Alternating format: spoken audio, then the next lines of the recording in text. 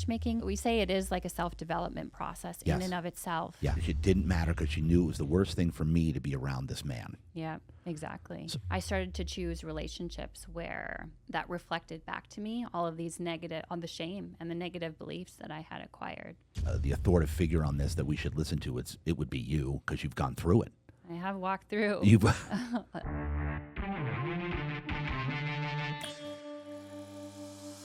Ladies and gentlemen, we are back with Real Deal Talk.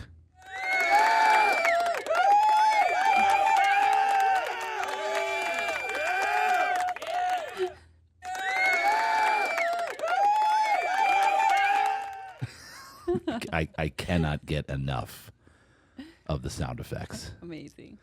So, ladies and gentlemen, we have a very, very, very special guest today. We have the lovely Ashley Kellogg in the house. Welcome to the show, Ashley. Thank you so much. I'm really excited to be here. Aw, she's so nice. So, Ashley and I met in Real Deal Wellness. So, she started coming to our wellness center. Probably we're almost at close to a year now, right? Because we opened in May. You came in around May or June or July-ish, right? Around in 2024. Right now we're in 2025. That's in case you're watching or listening to this years down the road. But Ashley was referred to me and us by David Ewing, right? Yes. And David is my brother, like literally my brother, my spiritual mentor. He's the greatest guy ever. He's amazing. And I didn't even realize the connection till like later down the line, till like almost pretty recently that you were referred by David. For some reason I either forgot or didn't know that. But anyway, Ashley Kellogg, here's this is going to be incredible. I'm so looking forward to this interview because folks, what she does for a living is she's a matchmaker. Okay. So she helps, is it primarily you deal with women? No, actually. And men. Deal with men and women. Perfect. Yes. Great. So we're going to dig so deep into this topic. So folks, if you're out there and if you're single or even if you are already married and you want to enhance your relationship or your marriage, you're going to want to tune in, stick around on this one, listen to what Ashley has to say, because we are going to dig really deep into this topic on, number one, how to attract that perfect partner / spouse, whatever. And we're going to dig deep on this one. I cannot wait. And the company that you're with is Cinqe? Cinqe. Okay, how do we spell Cinqe? Because that's an interesting spelling. It is. It's Cinqe. Cinqe. And by the end of this interview or whenever, all of her contact information, because you're also doing it as coaching yourself as well now, right?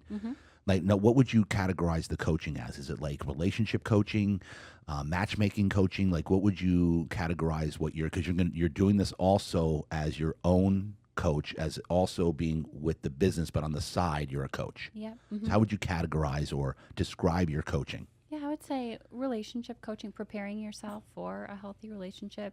Heartbreak, I help a lot of people who have dealt with heartbreak to heal their heart, and so they attract a healthy relationship and are able to maintain a healthy relationship. Because that's the most important part. Exactly. Of course, attracting that, but also it's very important, to maintain it. And you said something about healing your heart. So we'll touch on that real quick. Yeah. We're going to plant the seed because then we're going to dig into I want to dig into your backstory because I need to know how the heck you got to this point and where you're at. Sure. And that's my guests know that, or my viewers know that that's how we do it. So we're gonna find out where Ashley Kellogg came from, literally. All right. Now you had said heal your heart. So would you say that that's one of the most important things in order to attract someone solid into your life? Absolutely. Is you start there? Yes, absolutely. Okay, and then like what have you seen along the way with all the clients that you've worked with? The main are there a lot that are coming out of heartbreak that their heart is so broken from a prior thing that they need to get over that first? What are you seeing here? Well, actually, I see a lot more subtleness. Like they may not feel like they're heartbroken, but they have some barriers that are getting in the way that are preventing what they really want most. Some patterns that are coming up that they haven't really looked at or dove deep into. So I would say it's more subtle. Interesting. And then your job is what you do is you kind of dig into it. I Yeah. love that. Okay, so there's your seed, folks. There's your seed. Now we're going to dig into the backstory of Ashley Kellogg. We're going to find out where she came from and what makes her tick and what's going on here. Oh boy, here we go. All right, so Ashley, where were you born and raised? In Minnesota. Minnesota. Okay, so talk to me about that. Do you have brothers and sisters? I do. I have a younger brother and a younger sister. Okay, great. And then we're going back to talk to me about how your childhood was. Were the parents together? Did they stay together? Did they model this great relationship for you? They definitely did not. I had to learn things on my own and the hard way. Yeah. A lot of it. So my dad passed away when I was 10 years old. Oh, He no. So committed sorry. suicide. He was an alcoholic. Wow. And yeah, that obviously started just kind of a whole whirlwind of chaos and trauma and all of that in my childhood. And leading up to that, that was when you were 10. Yes. So how was the childhood? Do you remember anything before that? Like, do you remember him being an alcoholic? Like, do you have a memory of that? I have some memories of him drinking too much, but he wasn't abusive. He wasn't I mean, I love my dad. He was a good dad other than that. Yeah. But I had some moments, like some memories of them fighting, but a lot of it they kind of kept away from us. Yeah. And so, when you were, did you do any sports? Like, what did you do when you were young? Did sports? Did you do dance, singing? Anything? That's so funny because I wanted so bad to be a dancer and a singer. And Did you really? Yeah, and I did dance for the first few years of my life, and then we couldn't afford it, so that's where that ended. What age was that? That was early on. That was like middle school. Okay. No, that was like elementary school, really Yeah. early on. Yeah, and then I played volleyball for a few years, and then high school I was a cheerleader.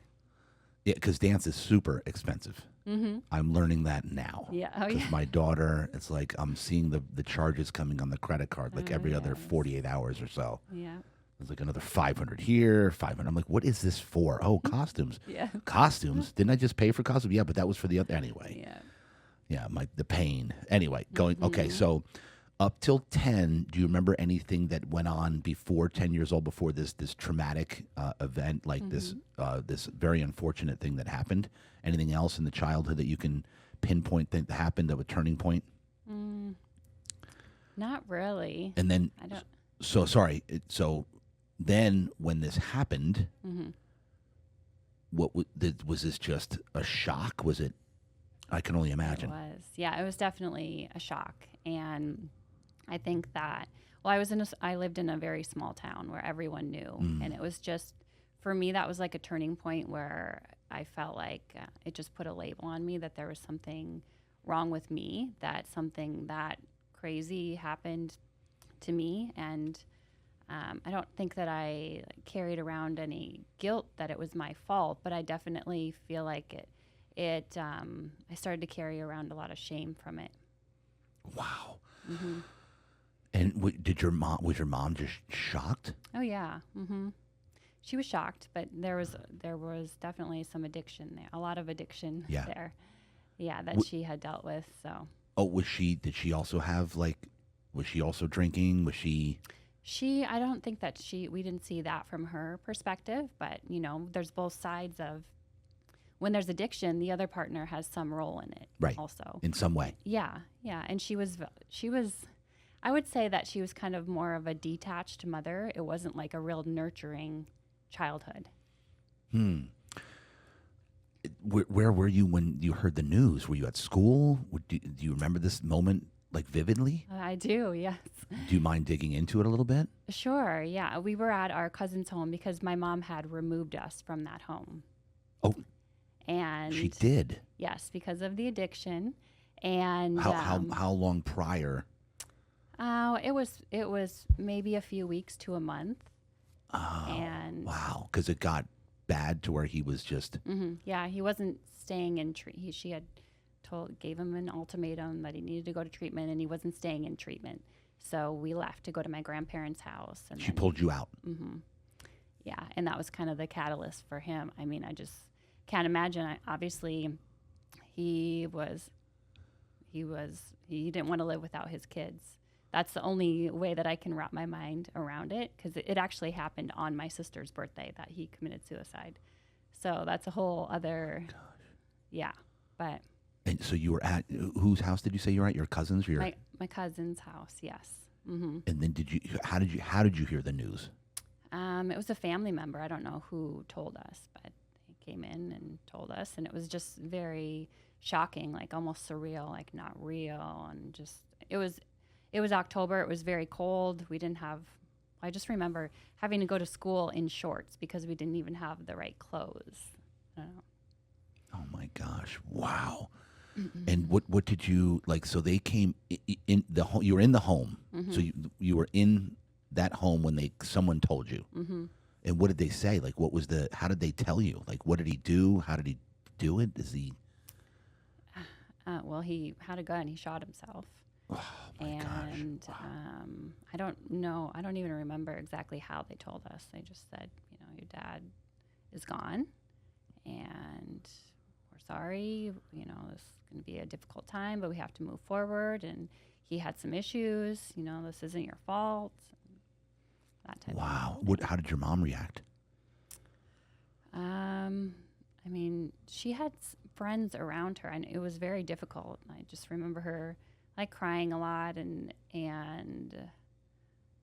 but also her having to be strong too, and just kind of like, okay, well, we have to move on with our life. And then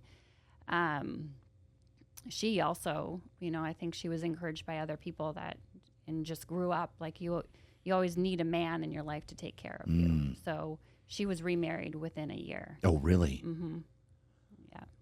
And what you said is a lot like, oh, you need a man. Mm-hmm. That was the mentality that I grew up with, that I need a man to take care of me. Which, yeah, for sure. I mean, what years are we talking here? Like in the 80s, 90s? Yes, 80s. How old are you? I'm going to put this on the air. I'm 41. You literally look like you're in your 20s. Thank you. No. So it's incredible. So, so this is probably 80s-ish. Yeah, you're right, 100%. Yeah. And to this day, I hear women saying, I need a man, I need a man, I need a man. I'm like, no, you really don't. Mm-hmm. Anyway, we're gonna dig into that too again. Yes. Okay, so after that, what was life like after that? Can you remember what changed? Maybe your mentality, your attitude, the way you went about life. Do you remember any of that? Like at that point, was that a trigger, like a switch that flipped for you? Like things changed? Yeah, definitely. Yes, because my mom remarried this man, and he ended up sexually abusing myself and my sister. So that was even... Remarried what man? Remarried her second husband. Oh, sorry, not remarried, married. Okay. Her second husband. Yes. Gotcha. Yes, and then he sexually abused my sister and I. So this was just ingraining that shame even more. And I didn't want to be known for another level, another thing that would put shame on me and my family. So I just buried that. And I was kind of also taught that you just make everything look okay on the outside and you don't talk about your problems. And wow. Yeah. So I didn't see that coming. So how long after she got married? Within a year? Mm-hmm. How long had she been seeing that guy? Did she see him? Like, it must have been quick. It was very quick.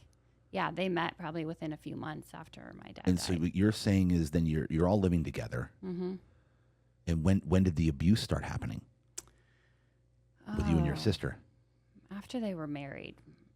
I'm not even sure. Maybe 6 months or so. Oh, my gosh. I remember we moved to a new home, and it happened in the new home. Did you tell your mom about it? I did eventually. Eventually? Not right away? Not right away. Did he tell you not to tell her? Oh, yeah. Oh, yeah. What do you say? Don't tell mom? Like, yeah, don't tell mom. She worries about everything. She doesn't need to worry about this. I'm just teaching you how to... I'm just teaching you about sex. You need to learn about this. That's what he would say. Wow. And we don't have to stay on this topic, by the way, but now it's like, because I haven't had anybody go and like have this in an interview to where like, because now I'm like intrigued, like what was the guy thinking? What did he say? And then also your reaction to it. Because I have heard a lot that they don't tell the mom for a while because of guilt or shame, whatever. Yep. Wow. Oh my gosh. So how long since this, when it started, before you told mom, would you say? How long did it take you? And then what was it that sparked you to finally tell her? Yeah. And was your sister like, what are you doing? Okay. Yeah. So, well, what sparked it for me to tell is I was actually in trouble for something else. And him and my mom were like, they were mad at me for something. And I was like, well, if you only knew what he was doing to me, because I knew it was wrong. Yeah. But I just carried, a lot of shame. And so that's how it came out eventually. And she's like, well, what do you mean? And I didn't tell her like all the details, but I just said, there's inappropriate touching and things going on here. And yeah. And how did she react? Well, she was like, well, do you want me to leave him? Was she horrified? Was she like, are you kidding me? Did she, number one, did she believe you?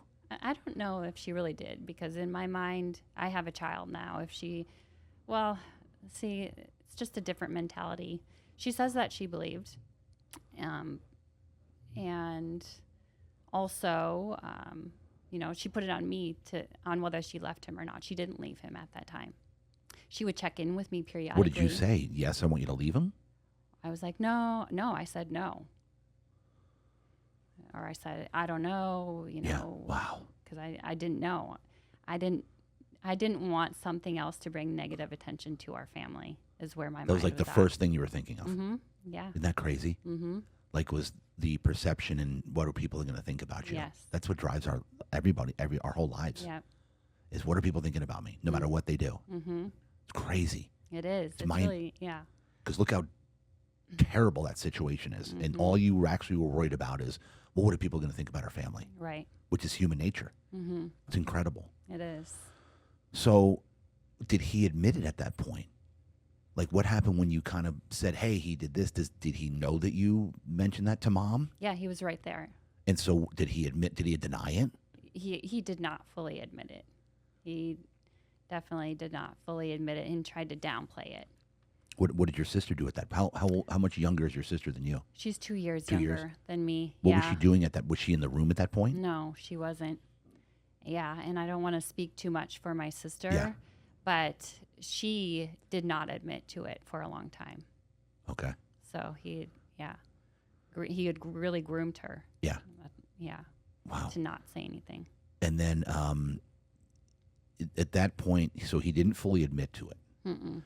She didn't kick him out. No. Okay. And then moving forward, did it happen again? It didn't happen again to me. No. Okay. Well, that's good. Mm-hmm. Okay, so then how did that change the trajectory of your life? Did that have an impact? That had a huge impact, yeah. How did you start operating at school at this point? Because now how old are we now? In the low teens, maybe? Mm-hmm. 11, 12, yeah. Yep. So can you remember at that point what happened to you as a person and how you navigated from that point forward?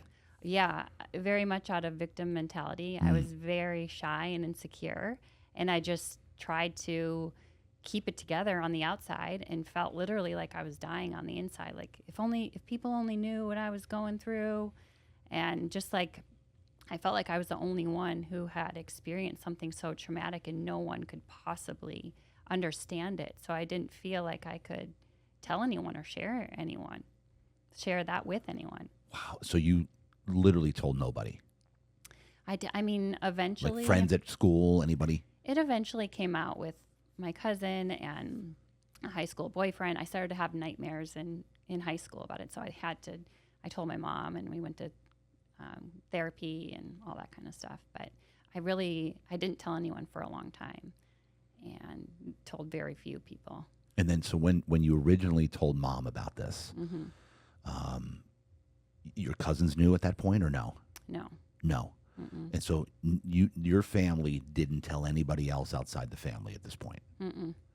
So then when you got into low teens, you said the cousin, it kind of came out through the cousin knew about it or something, and then it kind of the word spread a little bit? Mm-hmm. Like were people at the school talking about it at that point? I think so, because my mom would say, well, people are looking at us weird at sporting events now. And, Oh, really? Mm-hmm.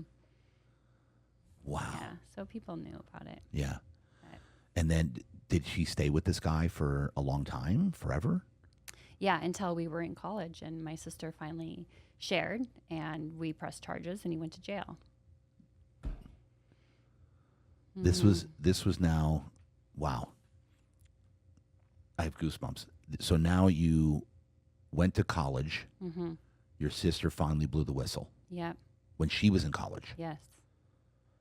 What made her, do you know, I don't know, we want to put words in her mouth here, but do you remember what was the final straw for her to say something?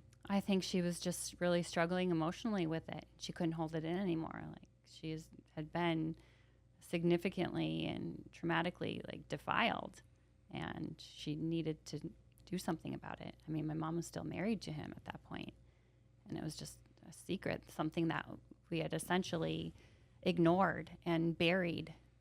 And did she come to you before she did that? Like, hey, sis, I'm thinking about. Honestly, I don't even remember. Probably. Yeah. Yeah, because we went through it together where we had to share our testimony and things like that. And so she blew the whistle and then ended up pressing charges. They arrested him. Then he had to go to court. Yep. How was the court? How was the whole court procedure? How was that whole thing? Yeah, so luckily we didn't have to like go to court. We just gave our testimony to a detective. Okay. And yeah, Okay. so that was, yeah. And that was pretty much it. Mm-hmm. And then how long did he go to jail for? I think he was in jail for 5 years. 5 years. Did you or your sister have a chance to speak to him before he went to jail? No. No. Mm-mm. And I'm going to assume do you know what happened when he got out of jail? I don't know what happened. I do know that he recently passed away in the last year or two. Ah. Yeah. So after when your sister blew the whistle, what did your mom say at this point? Well, she kind of downplayed that she really knew about it. Yeah.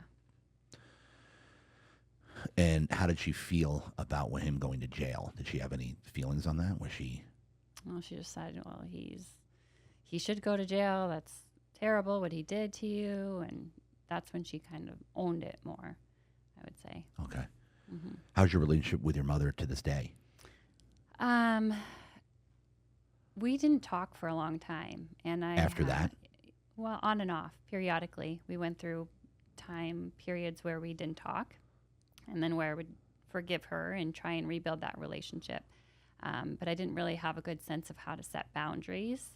And I feel like I really have forgiven her now, and I've tried to honor my mother and have some sort of a relationship where I don't feel guilty if something were to happen to her. And she has now like found God and started to go through her own healing. So that's been helpful, but it is we don't have a very close relationship. Definitely not. We don't, I mean, it's very sporadic, I would say. So he goes to jail. How did you feel about that, him going to jail? Did you feel good about it? Yeah, I felt good about it. That he got what he deserved? Mm-hmm. And so how did your sister feel? Like, were you guys talking at that point, like, get through this? Yeah. And then at the other end, what involved you getting through this? Like, did you go to therapy more? Have you always been in therapy because of that? I have been in and out of therapy, yes.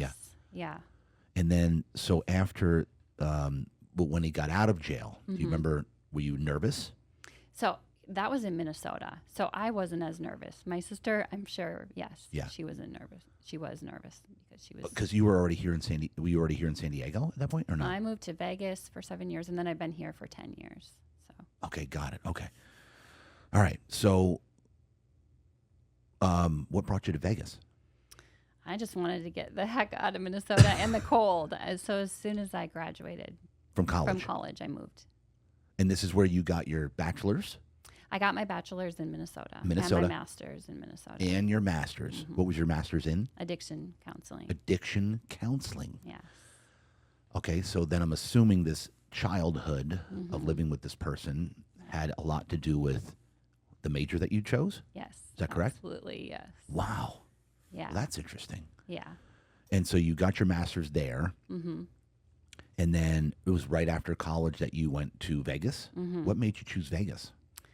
So I went on kind of like a little tour. I went to Vegas, Los Angeles, and Arizona because they had a big treatment center that I could have gotten a job at. And I'm not really sure what made me choose Vegas. I think I still had a bit of a rebellious streak in me. Yeah.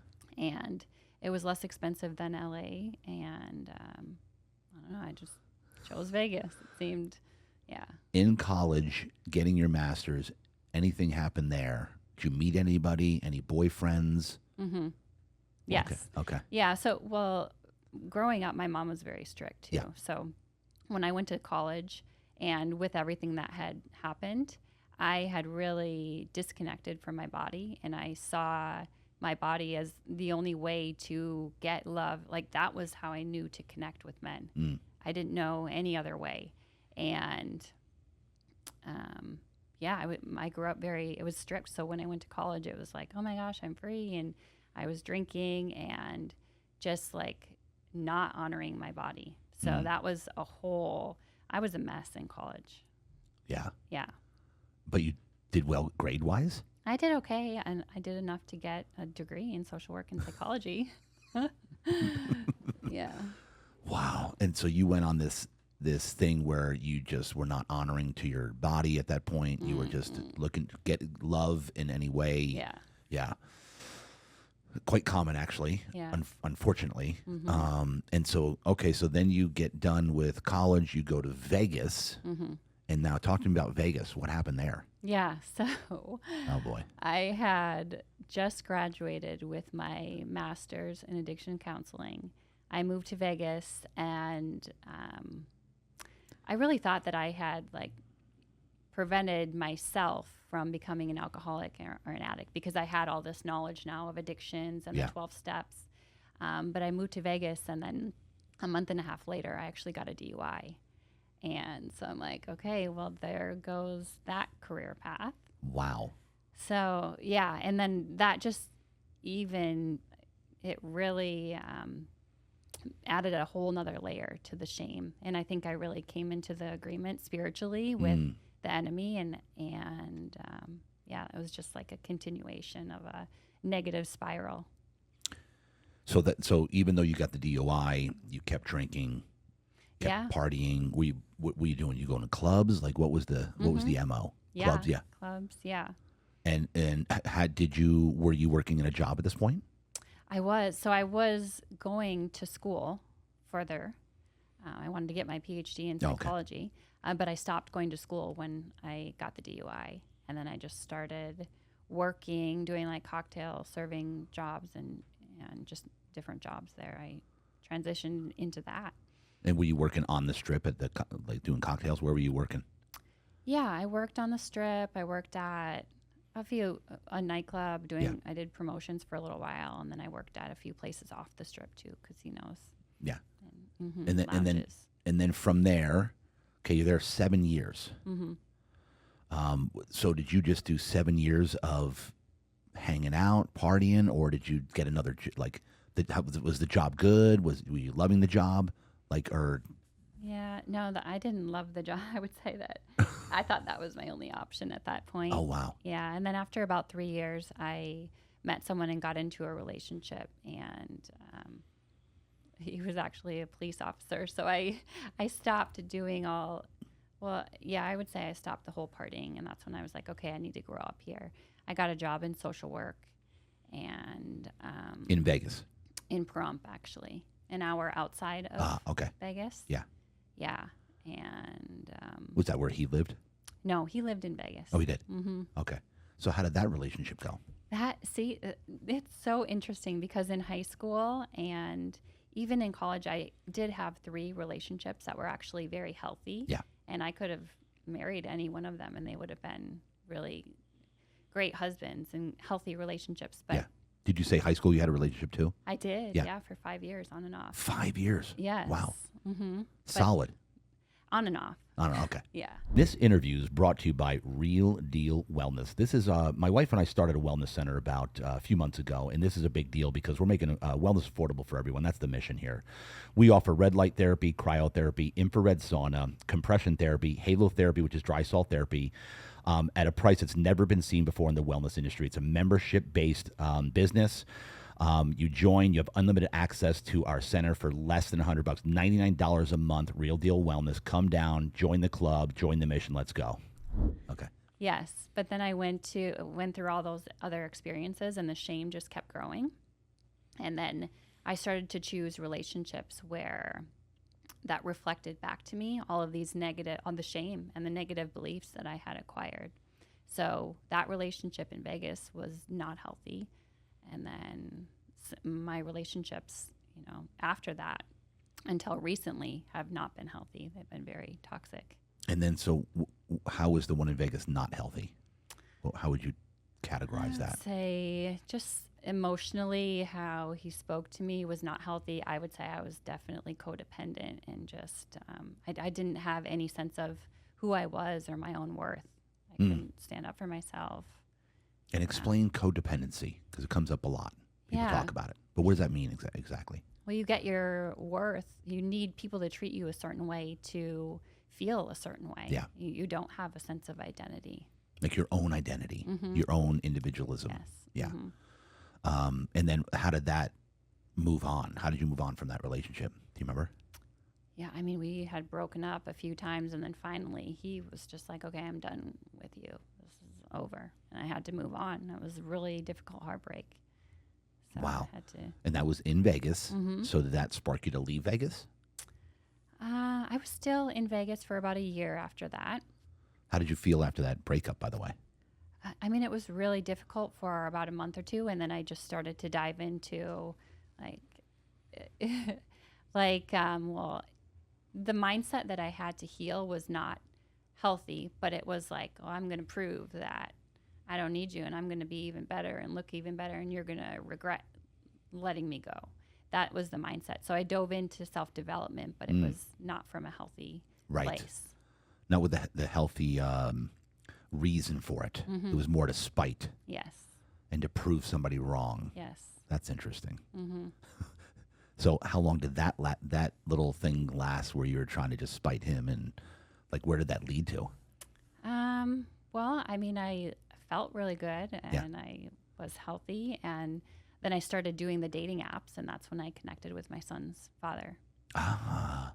What was the dating app? Tinder. It was No when way. Tinder first came out. Yeah.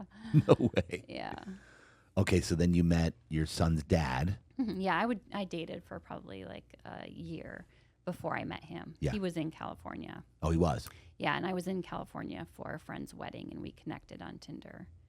We didn't meet. We just talked on the phone for probably like 6 months or something, and then I came here to visit, and we met. So how did that go? Oh, gosh. Okay, hold on. So you moved to San Diego? Is that what happened? Or no, you were in California. I was in California for a wedding. A wedding, okay. Yeah. That's when you finally met. Nope, that's when we connected on Tinder. Okay. Yep. All right, got it. So Then we you went back to where? To Vegas. Vegas. Then where'd you go? So let's backtrack just a little bit, because Okay. the sequence of events have to match up here on Real Deal Talk. Look, he's like, this is typical. All right, so Vegas, and then did you come back, move to San Diego, or how did that happen? So I was just visiting here for a wedding, went back to Vegas, was living my life. We would talk on the phone here. We had a few phone conversations. Yeah. It wasn't like Right. anything serious. And then I came back out to San Diego to visit a friend, and we met in person. And then I moved here 3 months later. So when you met in person, did that encourage you? It was a good meeting. Like you hit it off. We did. Yeah, I would say that there was a little bit of love bombing there, and it What's felt love bombing? like an overwhelming amount of affection Yeah. and adoration, and that felt really good to me. Okay. Even though it wasn't healthy. Yeah. Yeah. I understand. It's like, oh, he is sure. He seems to be sure this must be real. Yeah, this is great. Yeah. Wow, look at this. I haven't gotten this in a while. So then that encouraged you to, did he say, hey, move here? Or was he living here? I can't remember. Was He was living here. Okay. Yeah. Did he say, okay, move here? Well, Tell me the whole sequence now. Did he say move in? How fast did you go here? we went fast. Okay. Yeah. And Describe fast. Give it to me. Well, that we met in May, and I moved in with him in August. Okay. Did he say move here to San Diego, move in with me? Was that the thing? Well, I think it was both of our decision. Okay. Yeah. Okay. Yeah, So, and all it right. was more so you stay here while you find your own place, and I never found my own place, and I was codependent in that relationship too. Yeah. So you meet when you came here to visit. You met. Mm-hmm. Then you went back to Vegas. Did you come back and hang out again? Yeah, I came back a few before you moved here? Mm-hmm. You did? Yeah. Oh, okay, there we go. So then you finally moved here. You moved in with him Yeah. as a temporary thing till you find your own place, quote unquote. If you're listening to this in your car, it's a quote unquote right there. And I made a funny face, so I'll describe what happened. What are you going to do? Hit me with a sound effect? Bang. Thank you. All right, so then you move in with it. So how did that go? Like out the gate was strong. Talk to me. I mean, it seemed to go okay. I mean, it was going well, but then again, I was codependent, and it was difficult for me to. I just left a really secure job, moved here, thought it would be easy to find a job, and it wasn't. So then I started relying on him financially, Ooh. and then I think that was just not healthy at all. Right. So I was in that relationship for 5 years, and it just continued to get worse. 5 years. Mm-hmm. Okay. Did you get a job eventually? I had many jobs. Yeah. Just trying to figure out my path. Expensive to live here. Yeah. Yeah. Yeah. Yeah. And because out here it is super expensive. Mm-hmm. Super. Okay. You said the father of your son, Mm-hmm. right? Yeah. Okay. So when did that happen? That happened in 2017. My son was born. So 3 years in, I got pregnant. 3 years in. Mm-hmm. Okay. You weren't married, We weren't correct? married. Had you No. talked about marriage up to that point? Was that the topic of discussion at all? It may have come up previously, but at that point, we weren't really at a good place, I would say. Oh, really? Yeah. Okay. What does that mean? It wasn't leading to marriage. So you weren't vibing enough to talk marriage. Is that what I'm Yes. picking up on here? Mm-hmm. Okay. So why weren't you vibing? Describe that. I would say, it was just an unhealthy relationship. I did have a solid job at that point, Yeah. but there was just definitely toxic patterns coming up emotionally for both of us. Yeah. It was not a good dynamic. And would you say your past Mm-hmm. and traumatic past had a lot to do with? Yes. Yes. Mm-hmm. Describe that. Why did that create a problem? In what way? Let's see. How do I describe it? So And I'm doing this because I want people listening and watching that have gone through something. Not obviously, you went through something crazy traumatic. That's at the scale of 1 to 10. It's at a 10. Both things between dad and what happened with the new husband. But I want people that have gone through anything, heartbreak, whatever it is, that are trying to figure out: is it me in this? What's creating the problem? So that's why I'm doing this. I don't mean to dig into pain here. No worries. Do you know what I'm saying? Yeah, absolutely. I don't mean to sit here and wallow and dig into all of the pain that you've suffered, but this is just to help people, because I know Yes. that's why you're here now, and Yes. why you're here to help people heal, and you're on a mission from God. You've been chosen to do this, and we're going to wrap back. We're going to come full circle to where, from based on everything you've gone through, what you learned on how you can help people and people that are listening and watching that need help, Yeah. because you've been there and done that. Yes. You've gone through it. Yes. So, okay, I want to make sure I explain that. Yeah. That's why I'm kind of digging a little deeper on these topics that are hard to talk about. Mm-hmm. So if and I'll dictate off of you. If you don't want to go further with it, we'll just move on to the next topic. But No, I'm happy to go further. And actually, I'm really passionate about helping people with this. I know you are, and that's Yes. exactly why I was continuing to dig deeper on each. I'm like, okay, Yes. explain that. So let's go back though. So let's explain that. How do you think that your traumatic past and maybe the way you dealt with it or didn't deal with it created an issue with this relationship? Yeah, so I would say Well, number one, I was relying on him financially. So I didn't see how I was going to get out of that. So that was one of the problems. And then the other issue I had such a low self-worth, and I thought that if I would just do things differently or do more in the relationship or change certain things, that eventually he would love me and treat me differently and want to be with me. Yeah. And that didn't work? That did not work. It did not work. Mm-mm. And so 3 years in, the birth of your son. Yep. What happened then as far as how did that change the dynamic between you and the guy? Anything that you can say, like, how did that go? Yeah. Was he excited about it? Was he? At first, he was not excited about it, but he wanted to be a dad. Yeah. So that shifted everything.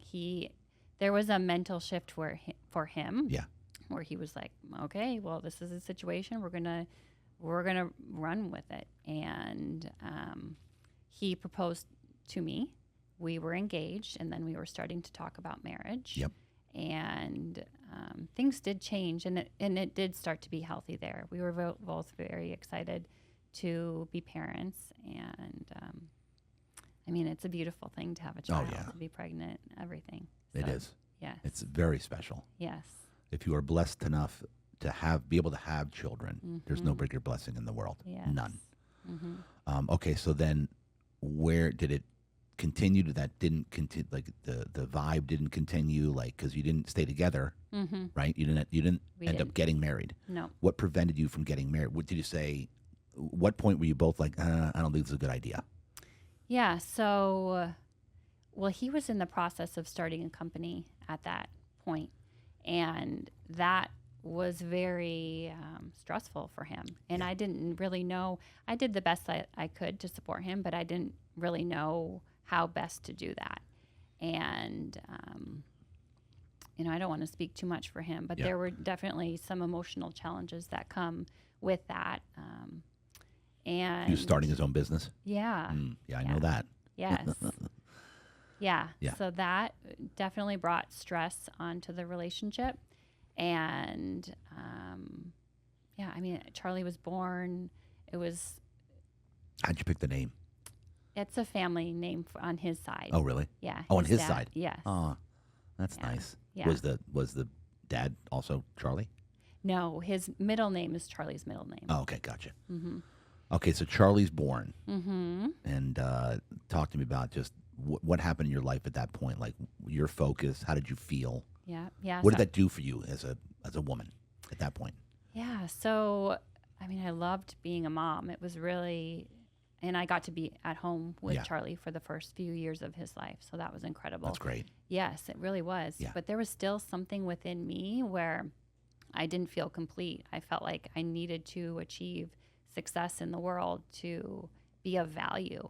So there was a part of me that was still, I couldn't fully enjoy being at home with Charlie.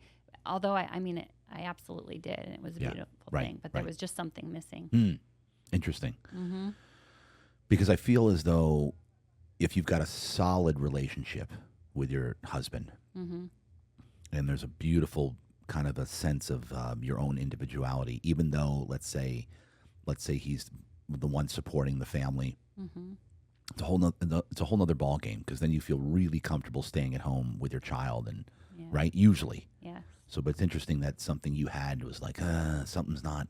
Yeah. Okay, so then at what point then did you both say, hey, I don't think this is working? Did you say it, like, or what was the moment where you said, I don't think we should continue moving forward here? Or how long did you stay together? We stayed together for 2 years after Charlie was born. Yeah. And there were some things that happened. His business fell through, and there was just a lot of tension. And then his parents moved here, and it was headed in that direction. And then it just got to a really unhealthy place. Yeah. In that situation with everyone involved. And I made a snap decision one day that I need to get out of here. So I took Charlie and I left and had to deal with the aftermath of that. And thank God we're in a good place now where Yeah. we co-parent well. Oh, that's and good. Yeah. He's here in San Diego, I'm assuming, right? Oh, that's Yeah. nice. So you co-parent. He takes Charlie. You have Charlie, Yeah. right? What do you guys take evenly? Yes. Yeah. Oh, that's Share nice. custody. And Charlie's how old now? He's 8. I was going to say, I was going to do the math, about 8. Yes. Yeah, he's about my son's age. Oh. Yeah, because I've seen Charlie in here before. Yeah. Yes. Yeah, I thought so. Yeah, because I remember the first time I saw him, I didn't even know you had a kid. Yeah. I'm like, who's this? Oh, it's my son. What? Yeah, I had no idea. Yeah. And then Charlie, talk to me about Charlie. What? Because he's 8. When's he going to be 9? Next January. Next January. Okay. So how great is it to have us? Talk to me about what when Charlie came in your life and up to this point, how much of an impact has Charlie had on your life? Oh my gosh. What has he done for you as a woman?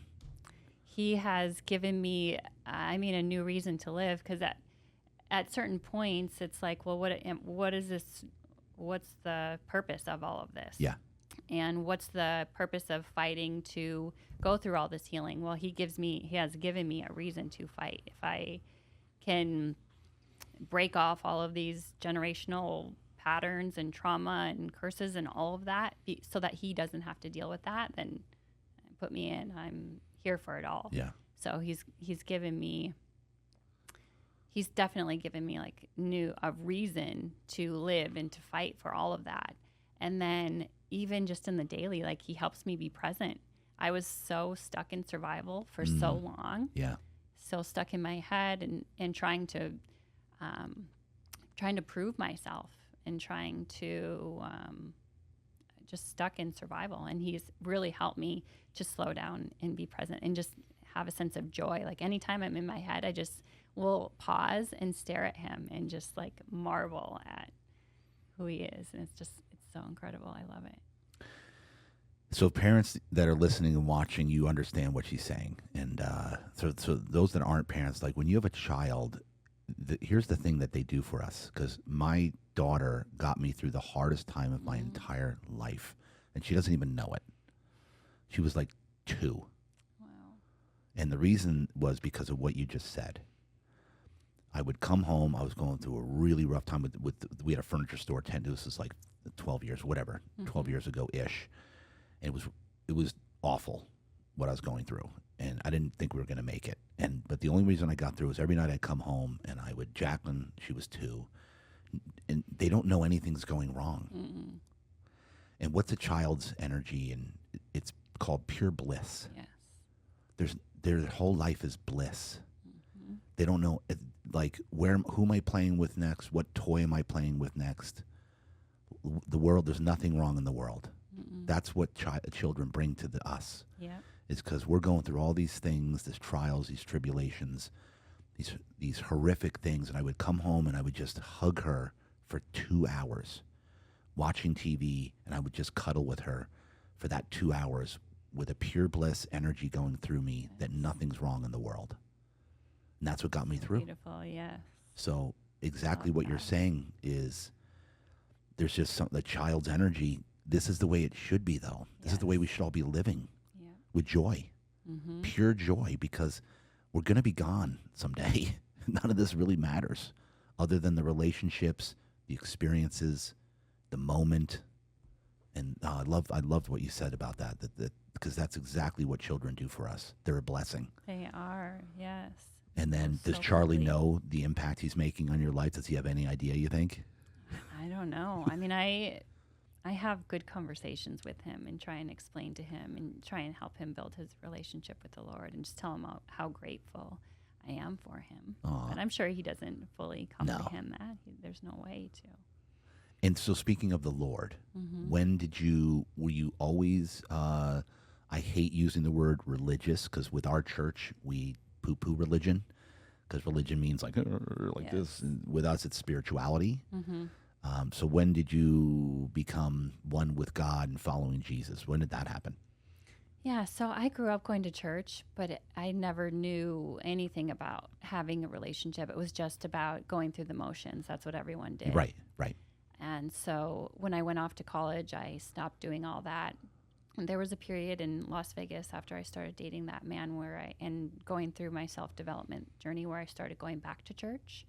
And then when I moved to California, I stopped and I started to get into all of the spirituality, woo-woo stuff. Mm-hmm. And I was doing that for about 7 years up until even I had Charlie.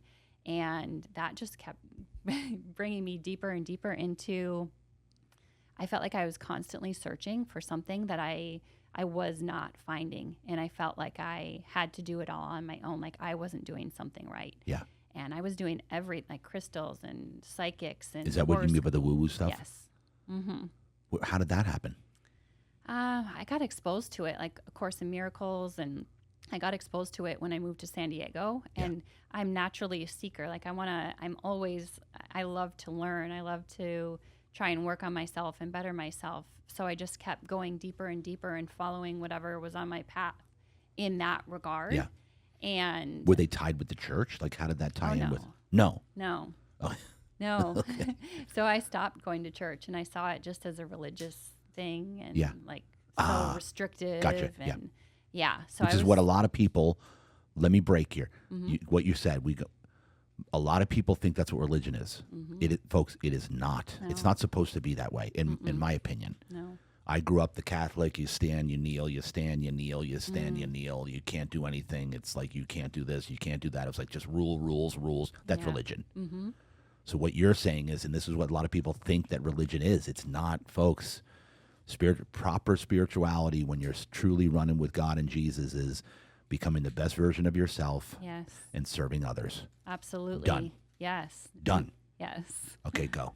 Yes. So you're going, okay, crystals. Now you're on crystals and... Yeah, all the stuff. I was teaching yoga for a period of time, even when I started going to Awaken. My cousin moved here during the pandemic, and she was like, will you please go to church with me? And I was like, oh, why not? Maybe it'll be inspiring. This is when you were into, how many years into crystals? 7. 7 years? Yeah, 7 years into all that. I mean, that's a whole different thing. Like, I know that there's energy in crystals and rocks. I do know this. So I'm not like against that. Yeah. So I don't want to poo-poo that at all, really, because the next door neighbor at my prior location, he owned a gem store, and I loved him. He was the greatest guy. And there is energy in crystals. Okay, we'll leave that there. But now tell me, after 7 years of that, would you say was your cousin? Your cousin. Yes. What do you mean? She visited or she moved here? She moved here during the pandemic. She had to shut her salon down, so she moved to San Diego from Wisconsin. And 2020. 2020. Okay, so what did she say? Go to church with? Was she already going to church, and she needed? She was in a church in Minnesota or Wisconsin where she was. Yes, and she's like, "Will you please go to church with me?" And I was like, "Sure, why not?" So we started going to church. And which church was that one? That was San Marcos. Oh, so the grand opening. It must have been around the grand opening because they grand opened that year. It was during, I think, in 2021 is. Oh, 21. Okay. Yeah. Okay. Yeah. So it's like a year into the pandemic. Okay, got it. So she picked that church. How did she pick it? Oh, we would drive by it on the 78. We saw it. Oh, because where were you living? We were living in Escondido. Oh, Escondido. So you had to drive by Yep. it. It's on the 78. Mm-hmm. And so when she said, let's go to a church, was that the first one? Yes. It was? Just because you were driving by and you saw it on the highway? Yes. No way. Mm-hmm. Oh, my gosh. Come on.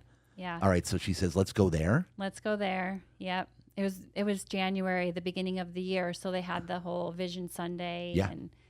And they had just opened. Yeah. So talk to me about the first time you went in. What happened? So, well, I remember. So we went to San Marcos, and then we went to the Bresci Ranch one too. And one of those two very first ones, they were talking about how teaching yoga or doing yoga even was demonic. And I was like, who are these people? This is crazy. Like, there's no way that that's true. And so I was hesitant, but we talked to one of the people there, and they like helped us understand it a little bit more. And I just kept going back because I felt like it was inspiring. And I really did walk that line for an entire year where I was like still doing the spiritual stuff and going to church. And there was something in me that entire year where I was like, I can't do both. I have to choose a path. And it just started the conviction started to get stronger and stronger. Mm. And that was January when we started going to church. And then by August, I was at a really dark place because I had gotten into another relationship that fell apart. And that's when the codependency, but that's when like it was a relationship addiction. And I was like at the worst point in my life where there were thoughts of suicide going through my mind. Really? Yes. And it wasn't like to the point where I was actually going to do it because of my dad. I was like, there's no way I'm doing that to Charlie. But those thoughts were there. And it was that bad. Mm-hmm. This when Charlie was 3 or 4. Yes. Ish. Yes. Yeah. So I was in a... Okay, so hold on. Now go back here. Because we jumped around there. Normally I don't jump around on the timeline here, but sorry, folks. Don't worry, I'll bring it back. All right, so you break off with Charlie's dad. Mm-hmm. Where did it go from there? Like, what happened to your life when that happened, when you broke off? You said you had to deal with the consequences, blah, blah, blah. Yeah. We won't go into that. We'll stay off that. Okay. Okay. But what did you do from there? Well, I got on the Lord here, so we got off track. But that's okay. We're bringing it back to the Lord, by the way. Yeah. So where'd you go from there? What'd you do? So I was a stay-at-home mom at that point. I didn't even have a car. I was borrowing a friend's car. I had to find a job. I had to find a home. So that was a really difficult time in my life where I had to just trust and go day by day. So let's break into this real quick. Okay. Now I realize that. Glad I went back. Because so many women will settle because of the kids. Yeah. Or the kid, whatever. What you did is you said, nope, I'm not settling. When you really had no backup plan. No, I didn't. You didn't have a job. You didn't even have a car.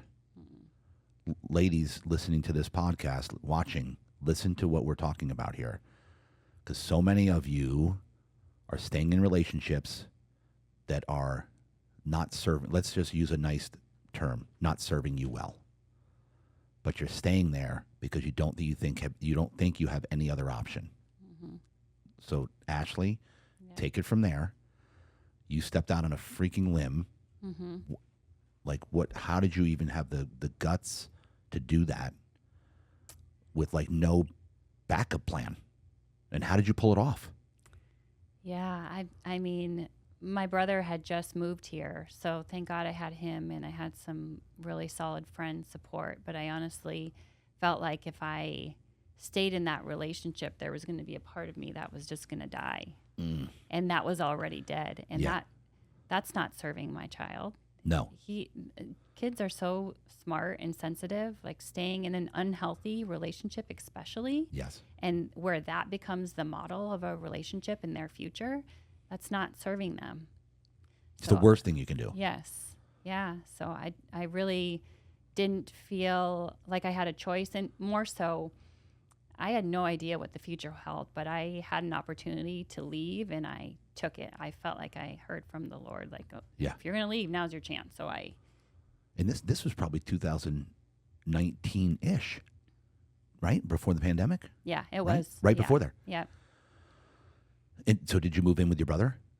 I stayed with him for a little bit. Yeah. But he was like, this isn't sustainable. Yeah. You gotta get on your feet and figure this out. And so when my mom divorced my dad at I was like 2 or 3. He was an alcoholic. She's like, she drew the line. She said, we're done. We moved into her sister's basement. Wow. So paralleled here because it didn't matter because she knew it was the worst thing for me to be around this man. Yeah, exactly. So she got me the hell out of there. Yes. And so ladies, listen to this. It's the worst thing you can do for your children. You think you're doing them good by staying with this person it's a very toxic, bad relationship.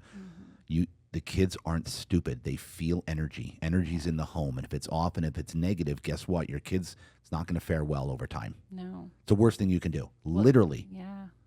And so you move in with your bro. He says, all right, we got to move on here. So how did you get back on your feet at that point? Like, how determined were you to get the job, get your own place? Like, how did you pull this off? I had to take it day by day, honestly. And I have this list of miracles that just continued to happen. Like finances would come little by little, just enough to get me by. I stayed with friends for a little while. Eventually, I got approved for an apartment.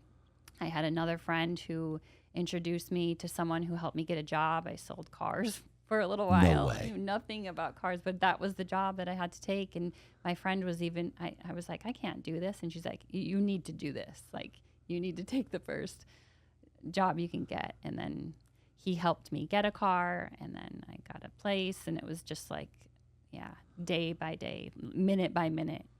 Wow. And then when did you, so you said that there were times where it was dark and you felt like, but you couldn't do this to Charlie. What years were those that you were like, it was rough time? You were like, you would have wanted to commit suicide, but you said, I'm not doing this, not doing what my dad did. Yeah. So it was just the first year after his dad and I separated that I was just trying to get back on my feet. And then about a year later, that's when I started dating someone. I was on the dating apps, and I started dating someone. And so let me ask you this. Okay.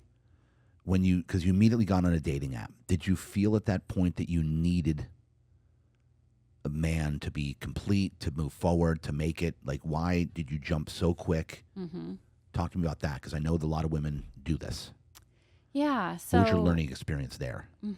I didn't feel like I needed a man, no, but I felt like I wanted more kids. And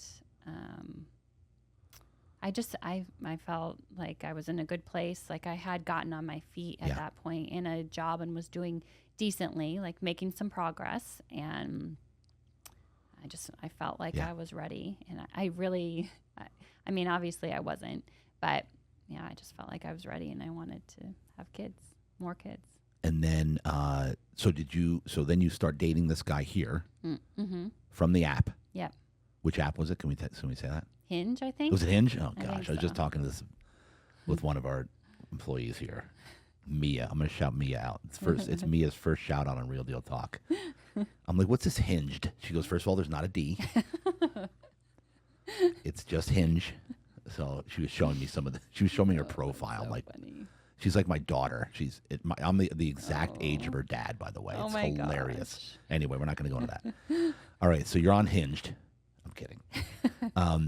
And then what happened there? At what point did you realize that relationship, how long did you stay with that one? First and foremost, I want to thank everybody for watching, for listening. I cannot tell you how much I appreciate you, the feedback, the love. So if you want to support the show, we have a company, Real Deal Wellness. That's our wellness center. It's a membership base where you pay $99 a month, have unlimited access to red light therapy, cryotherapy, compression therapy, halo therapy, as well as massage chairs. Also, Real Deal Sleep's our mattress company. But again, we can't thank you enough for subscribing and for sharing the show. Continue to do so. We love you. Thank you. Have a nice day. I think I dated him for like 5 months or something like that. Yeah. And so you said that you got down on yourself. Like why did that happen, or how did that happen? Yeah, I mean, I just didn't see the red flags, and I got way too attached. And he was in a chaotic situation with his ex, and I just ignored I wasn't able to see the red flags. Yeah. And yeah. So how because we're gonna not yet. Okay. But red flags are everything, right? Yes. You know what's funny is Mia also showed me there's an app now called, oh my gosh, it's called T. T. I've never heard of that one. You know your kids call it the T, right? Oh, yeah. Like the gossip? Yeah. The T. So there's now an app that says something about T, So and the whole app is guys on this, women who have dated guys that there's red flags. And they'll so you can go on the app and see if the guy that you're looking at dating is on this app. Oh my gosh. There's a Facebook group like that too. It's unbelievable. This one guy had like 40 red flags. It was my unbelievable. gosh. Anyway, sorry, I don't want to get off on a tangent here. It's called T. I don't know. I wonder if there's something like that for women too. I think it's meant for women also. I just don't think there was really much women. It's mostly guys that are the pigs. But is there? Oh, okay. Interesting. I don't know. Yeah. Because guys don't care. Yeah. Like, we're not going to say, oh, she was this or she. We don't care. Okay. right? We're just pigs. We're animals, right? There you go. Thank you very much. I'm here all week, folks. Give me a horn. Oh, what the? There it is. Thank you very much. It's my favorite sound in the world. So, yeah, because guys don't care. It's like they're not going to say, oh, she was insensitive. We don't care. Yeah. Whatever. Move on to the next one. Move on to the next one. All right. So, when you got out of that relationship, where did you go from there? Anything? So, well, when I got out of that relationship, that's when I realized that I needed to do some deeper healing and Yes. look at some stuff. Because we're gonna flow. I can see where this is flowing now. We're gonna flow right into what you do now and why, Okay. Mm-hmm. like how you got there. Because this is the journey. Yes. This is the exact journey how you got to doing what you're doing, which is helping others not make all the mistakes you did. Yes. And let's start fresh. So that's when you realize you need to do some deeper healing. Yep. Perfect. Now go from there. Okay. So that relationship started at the end of the previous year, and then it was August when I was really at that really low point. Yeah. And where I had realized how bad the codependency was and even relationship addiction. And that's when I was walking that line for that entire year of spirituality and And going to explain church. relationship addiction, because this is a thing. Yes, it is. I know a lot of women have it. Mm-hmm. Yeah. So it's Sure, guys too. yeah, it's a preoccupation with the other person. Like you're addicted, you're checking their social media, or you're constantly trying to think of ways, oh, how can I get them to commit to me or respond to me? It's a controlling mentality. Wow. So it goes deep. Oh, it's very deep. Yes. And so people, I don't want to even categorize just women, but people that need to be in a relationship. Like if they're not, they can't even function unless they're in a relationship with somebody. Is that what we're talking about? Like relationship addiction? Is that what it is? Yeah, and addicted to a certain person. Like you. Oh, yeah. You think that you need that person in your life. You don't think that there's anyone else out there for you, and it doesn't matter how they treat you or how unhealthy it is. You feel like you need that person. You're addicted to that person. And how common is that where people feel that they can't do any better? I don't want to go through this again. I don't want to go through the trouble of having to try to find somebody. Is that that's a thing, right? It's got to be. Definitely a thing.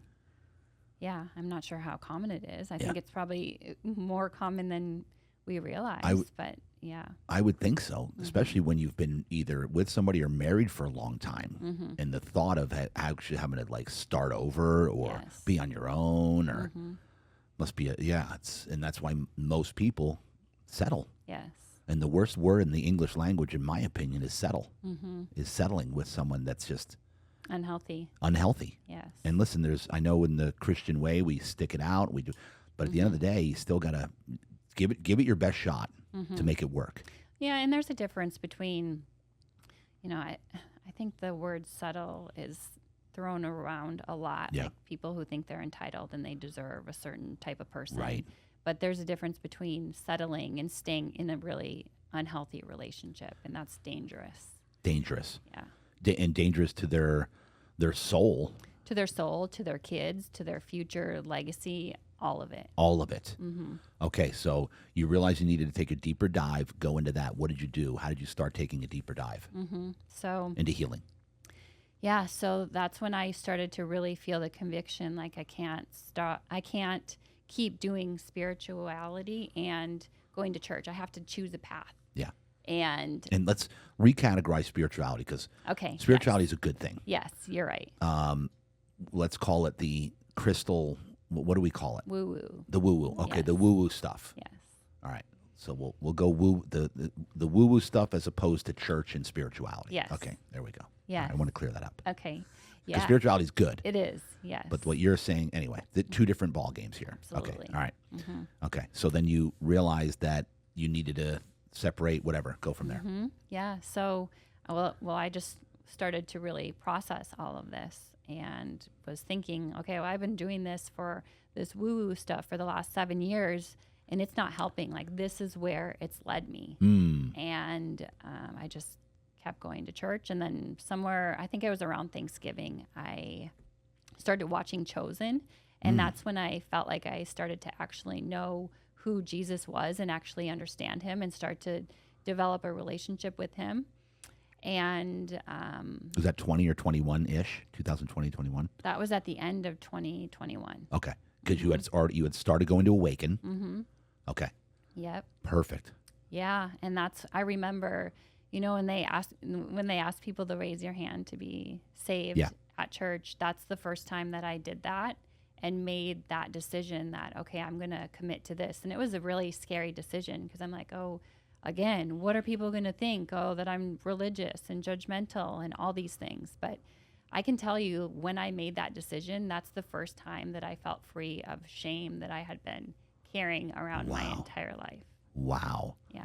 And what she's talking about, folks, for the non-Christians listening or watching here, there's an altar call pretty much at every service, and they give you an opportunity to accept Jesus into your life as your Lord and Savior. Yeah. To where you commit your life to basically a reboot, a restart is the way I look at it, like a rebirth. That's why they call it born again. Because it's like letting the old you die, and here's the new you with him as your Lord and Savior. So he'll say, "Hey, does anybody want to accept and have it, live a life of eternity?" And then people can raise their hand at that point. And I can say this: Jacqueline, my daughter, she dances in Twisted. She's one of the main dancers. Amazing. And I'm going off on a tangent here, but I want people to realize how powerful this is. She has friends that just come watch her dance at the musical at Awaken Church. So every Christmas, there's one coming up here for Hero. Yeah. This podcast won't launch in time for me to shout out Hero, Okay. but Twisted the musical was why we actually stamped in Awaken for us when we saw that for the first time, because it's the most incredible production you've ever seen to hard rock 80s music. Call it a day. I couldn't believe it. I'm like, if this is the church, I'm in. I don't care what's going on here. But if you're 80s hard rock, you're making Jesus look cool, I'm down. I'll learn the rest later. Mm-hmm. So Jacqueline, to your point of how powerful this is when you accept Jesus as your Lord and Savior into your life, because everything changed for me and my wife. Like, we didn't think our life could get better. Mm-hmm. Like, we got a beautiful life. Because everybody I saw went to church. 45 years I didn't go to church. And because I saw people that went to church didn't have as good of a life as we had. By good of a life, I mean by a beautiful, harmonious relationship, beautiful family, like love, compassion, passion, all the stuff of a beautiful, joyful life. But then when we went to Awaken and got saved, also we call it getting saved from your old life and of sin. Our life has gone. Like, hence why you're here on this podcast. I met you at Awaken Church. Mm-hmm. I met David Ewing at Awaken Church. Yes. All the most beautiful, amazing people in my life are from Awaken Church and Christians. So anyway, they would go watch my daughter dance, and every single girl that went to watch her dance would end up raising their hand to get saved. Every time. So beautiful. And I'm like, Jacqueline, you're an evangelist. She's like, what's that? I'm like, that's when people come to you and come to Jesus. Mm-hmm. You lead them to the church and to Jesus eventually. Essentially. And she's like, oh my gosh, I didn't realize that. Just because they came to watch, because you're using your your God-given gifts, which we're going to get into here. Ashley, we're going to flow into your gifts now as to why God has chosen you for this. So I just wanted to break in and tell that story on how powerful it is, because of how now each one of those girls, one of her friends just posted a post because she's a dancer. Mm-hmm. She then danced it and Twisted the following year, the girl that came to watch her dance. Wow. And now that she showed a post this morning where people were texting me going, "You're great dad," to me, because her and her friend are praying. There's somebody took a picture of their last dance comp this past weekend. Mm-hmm. They're holding hands facing each other praying. Oh my gosh. Before the dance competition. And she put up a post. Angelina is the girl that posted this with my daughter holding hands praying. And so incredible. Yeah, and people are texting me going, well done, Dad. And I'm like, I didn't even know they posted it. And I'm like, oh my gosh, that's so amazing. Anyway, I needed to break in rather. I normally don't talk this much on my podcast. Sorry, folks. I'll shut up now. Let's get back to the main attraction. Ashley Kellogg. Okay, so you got saved. Mm-hmm. By saved meaning raise your hand, accepted Jesus as their Savior. What happened from that point forward? What was the shift? You said it was the most incredible thing. So talk about that. Yeah. So I felt like I was finally free from shame. Like there was a burden that was lifted off of me that I couldn't even really describe. Were you emotional that day? Yes. Oh yeah. Yeah. You could feel it, just this lightness.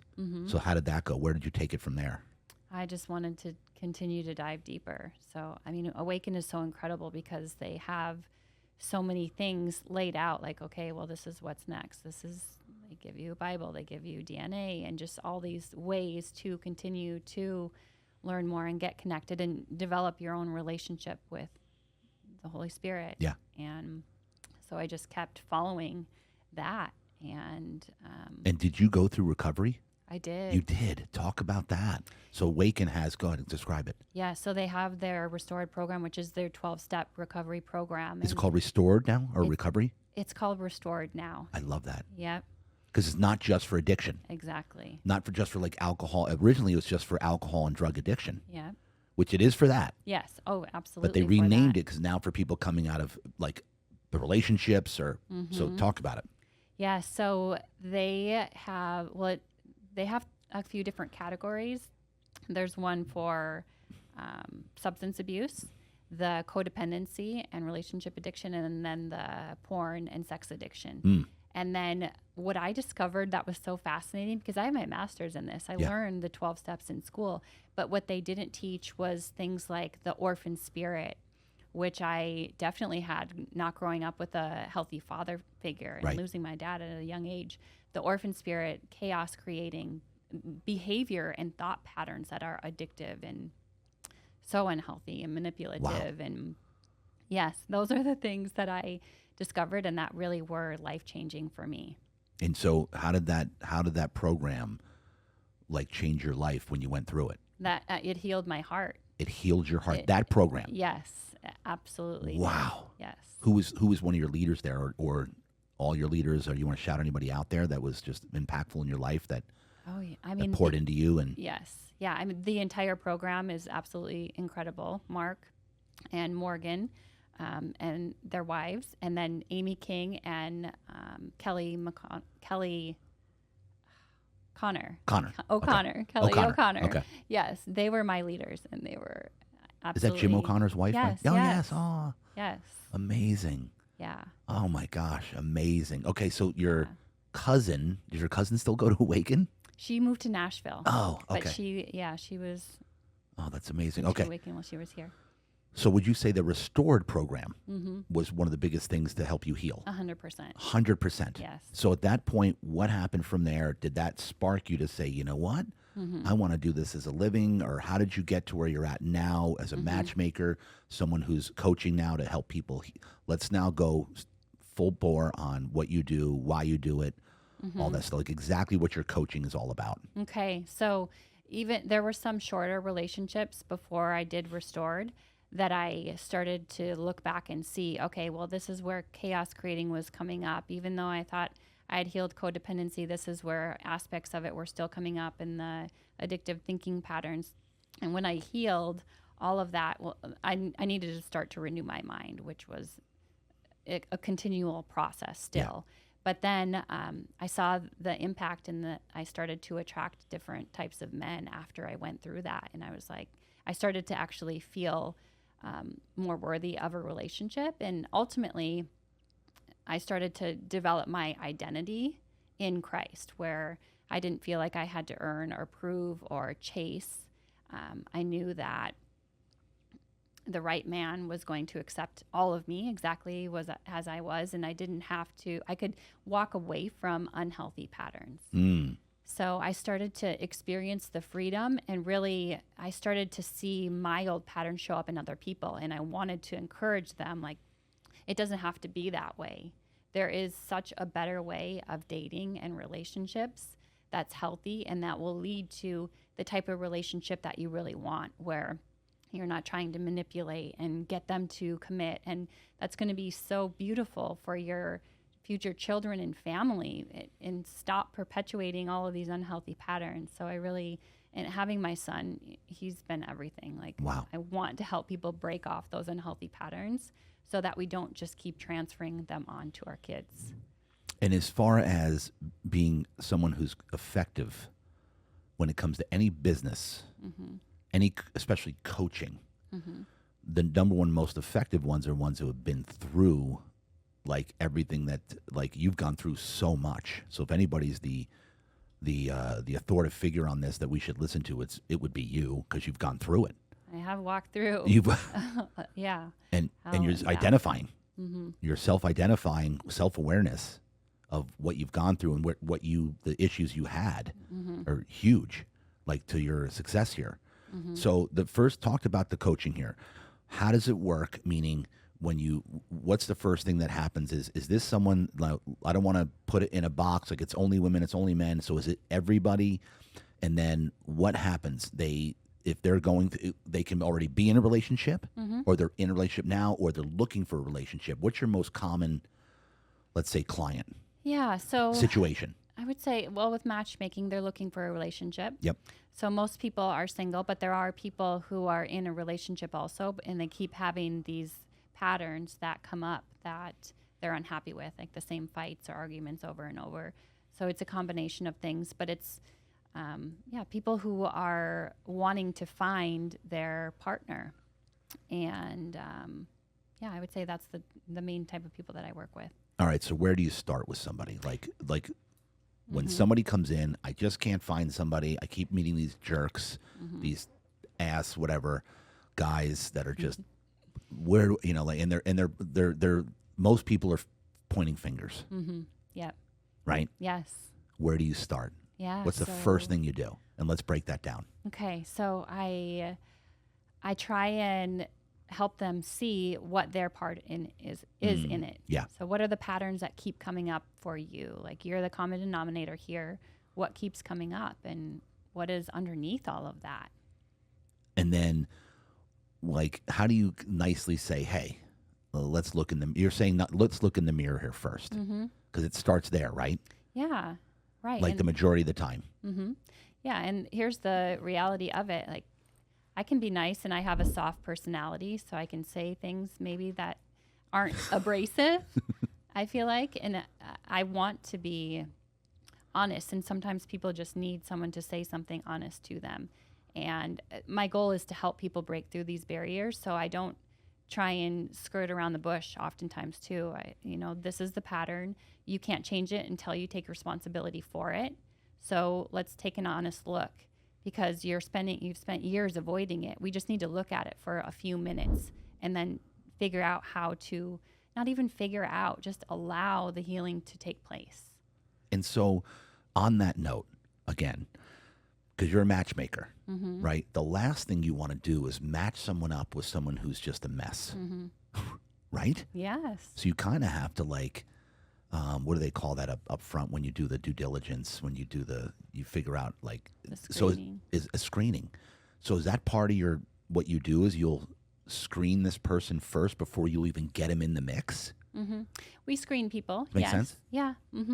And oftentimes, not everyone is open to taking an honest look. We can bring things up, but it's really up to people if they're willing to be open and honest with themselves and say, okay, wow, there is a pattern here. What is my part in this? And they have to be willing to be curious and look at themselves. And are mostly women coming to you, or both? Pretty even? For the coaching, it's more women. Yeah. For the matchmaking, I would say it's more men. Really? No way. And so men are, like, would you say genuinely looking for a partner? Like, absolutely. Wow. I'm shocked. No, I'm not. I am. Okay, so talk to me about so you said something before the interview. Let's dig into this. You said, well, JD, we attract who we are. Get into that as to how, because you said we don't find our significant other or partner, we attract them. Let's talk about, go down that road a little bit. Yeah. So before I did all that healing, I was attracting people who had chaos in their lives and in their finances and in their relationships.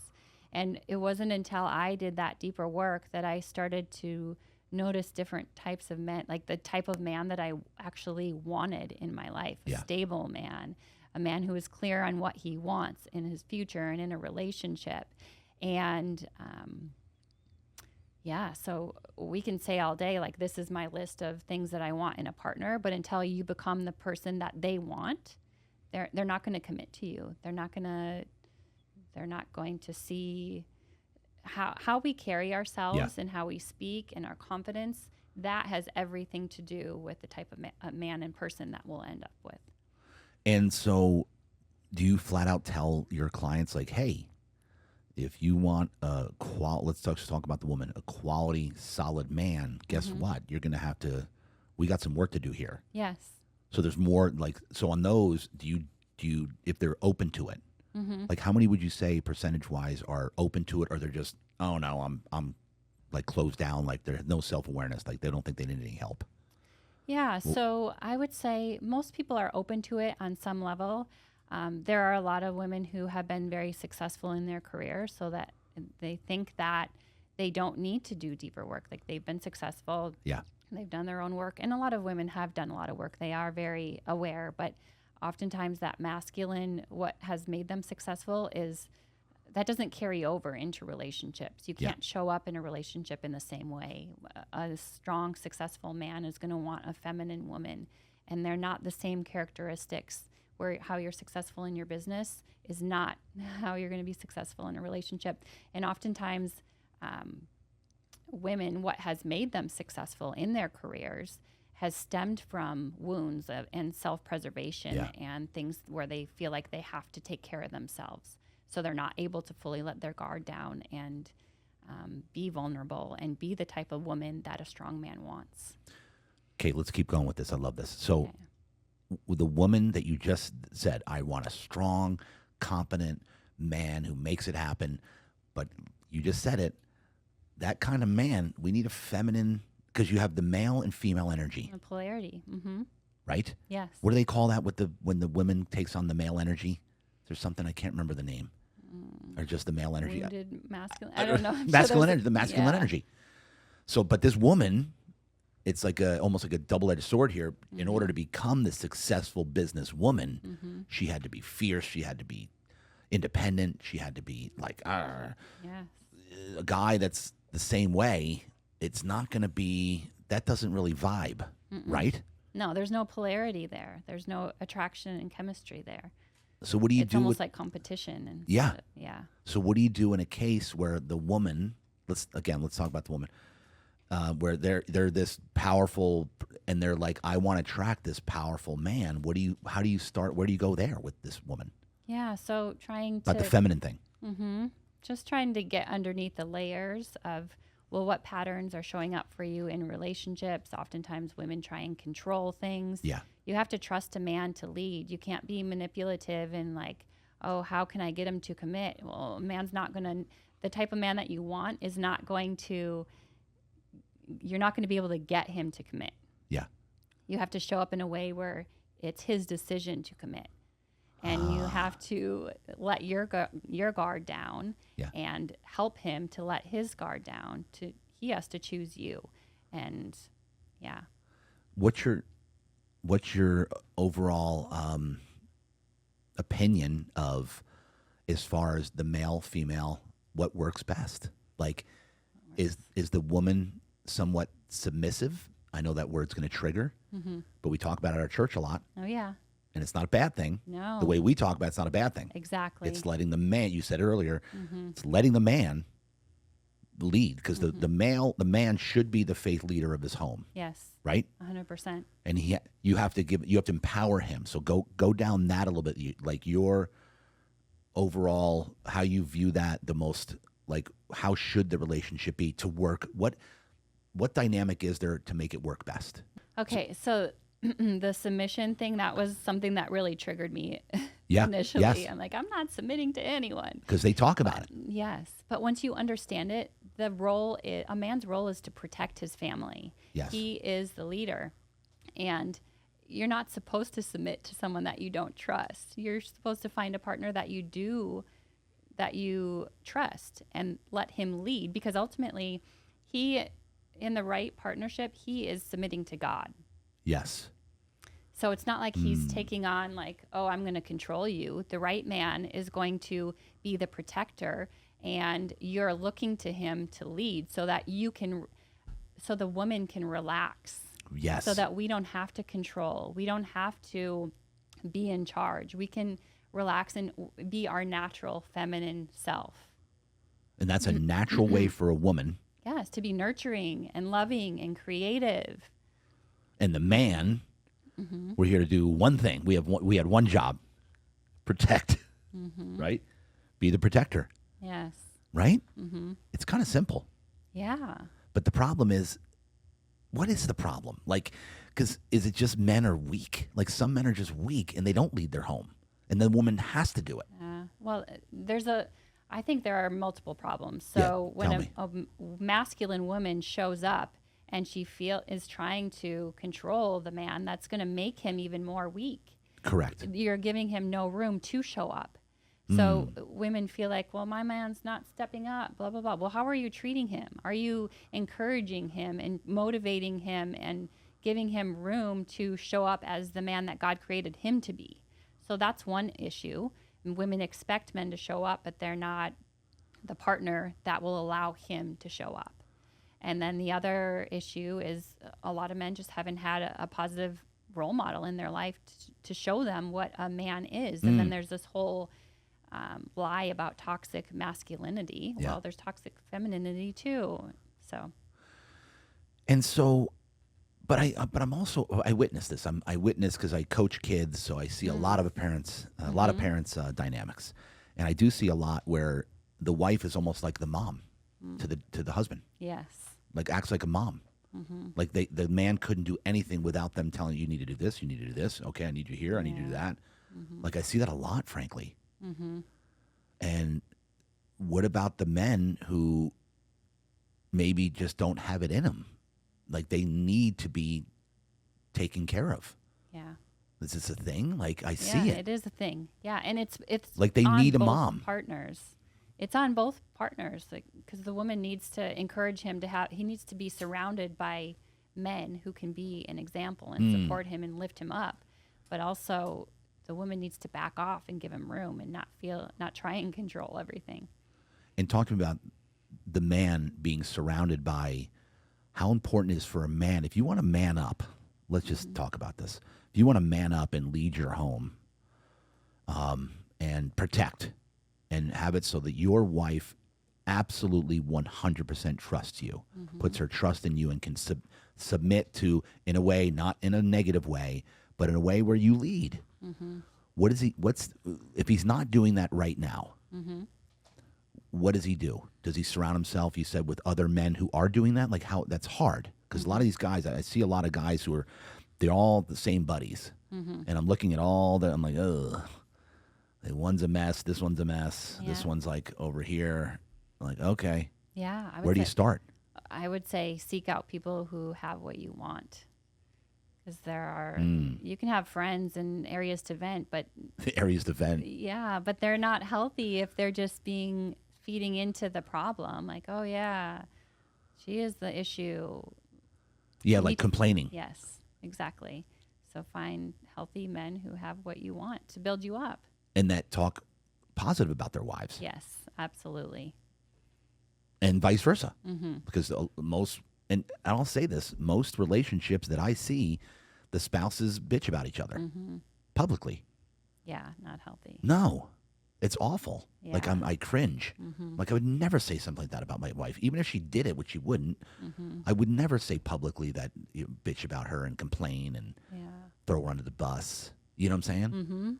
Like I hear it all the time. Oh man, I wish she would give it up more. Like this, that, and the other. It's like, oh my gosh, really? Yeah, there's like people who post videos of their spouse on social media and they go viral. It's just like it's so terrible. What kind of videos have you seen? Oh, like women being like, oh well, this is what my husband's gonna do and how he'll handle it. Just so disrespectful. Oh yeah.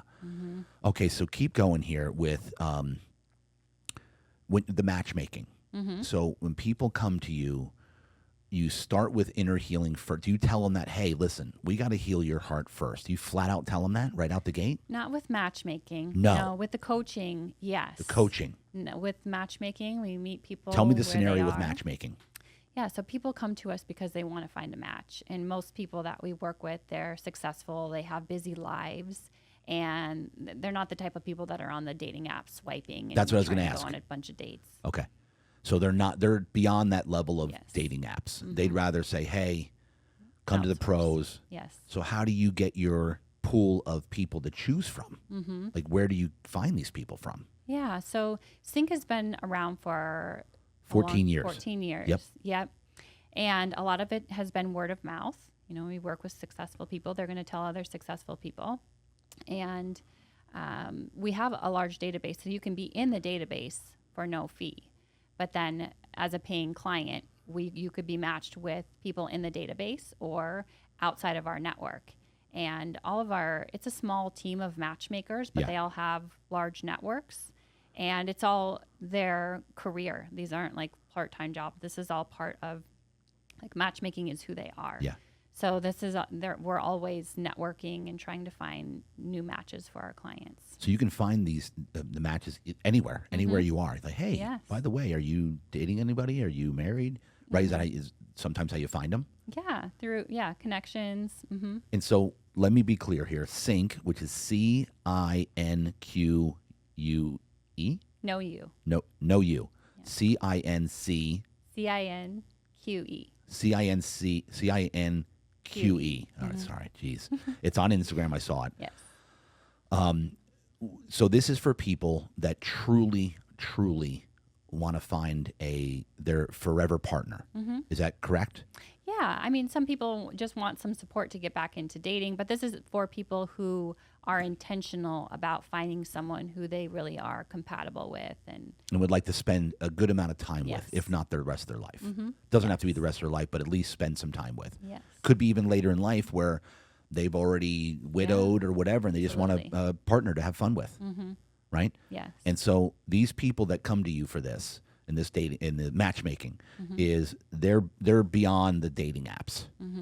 Like, the dating apps aren't for them.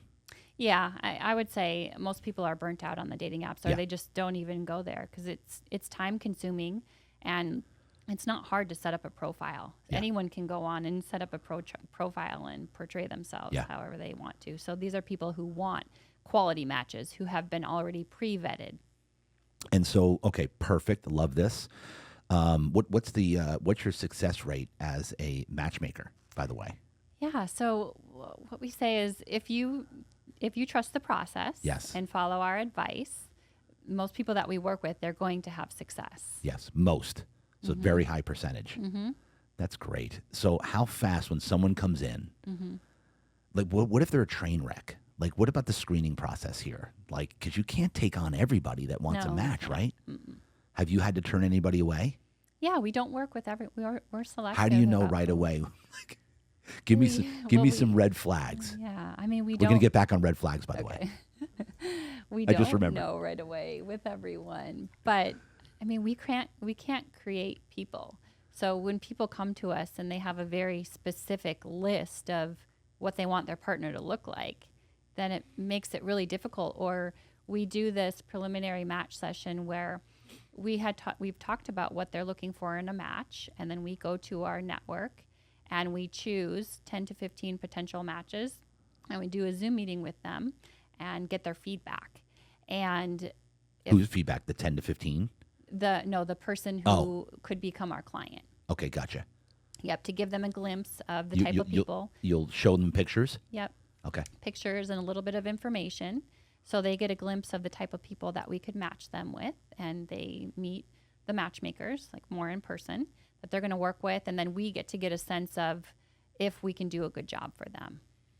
So if people are, like, really critical about all the different matches, then that's probably not someone that we're going to want to work with. But it's a helpful process, because it's helpful to hear like the type of person that they want to meet. Right. Attraction wise, personality wise, professionally, all the things. Ladies and gentlemen, I just want to thank you from the bottom of my heart for listening, for watching. I cannot tell you how much I appreciate the love, appreciate the support. Everywhere I go, people are telling me they love the show. I can't even begin to tell you how much that means to me. What we're doing here is, if you want to support the show, we have a wellness center, Real Deal Wellness, where we offer cryotherapy, red light therapy, compression therapy, halo therapy at a membership base, $99 a month. So if you want to support the show, come down to the wellness center. Again, we can't tell you enough how much we appreciate you. So keep spreading the love, folks. Let's go. go. This is fascinating to me. I love this. Okay, so now the coaching aspect.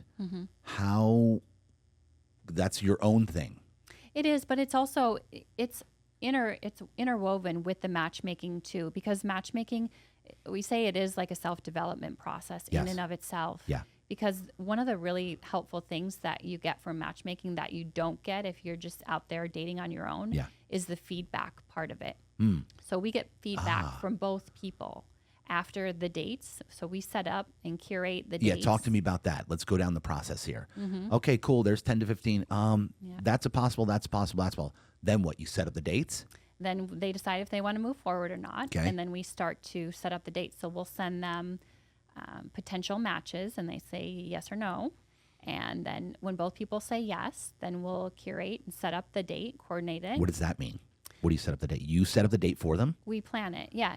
Unless the man wants to plan the date, then he can do that. But otherwise, yes, we'll make reservations, set up the plan, coordinate it. Is this all in San Diego or everywhere in the country? Everywhere. Everywhere.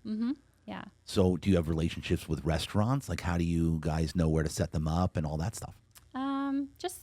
Through our own experiences or just through looking online, reviews. Okay. We want to give them a good positive experience. Do you deal with a lot of people in San Diego?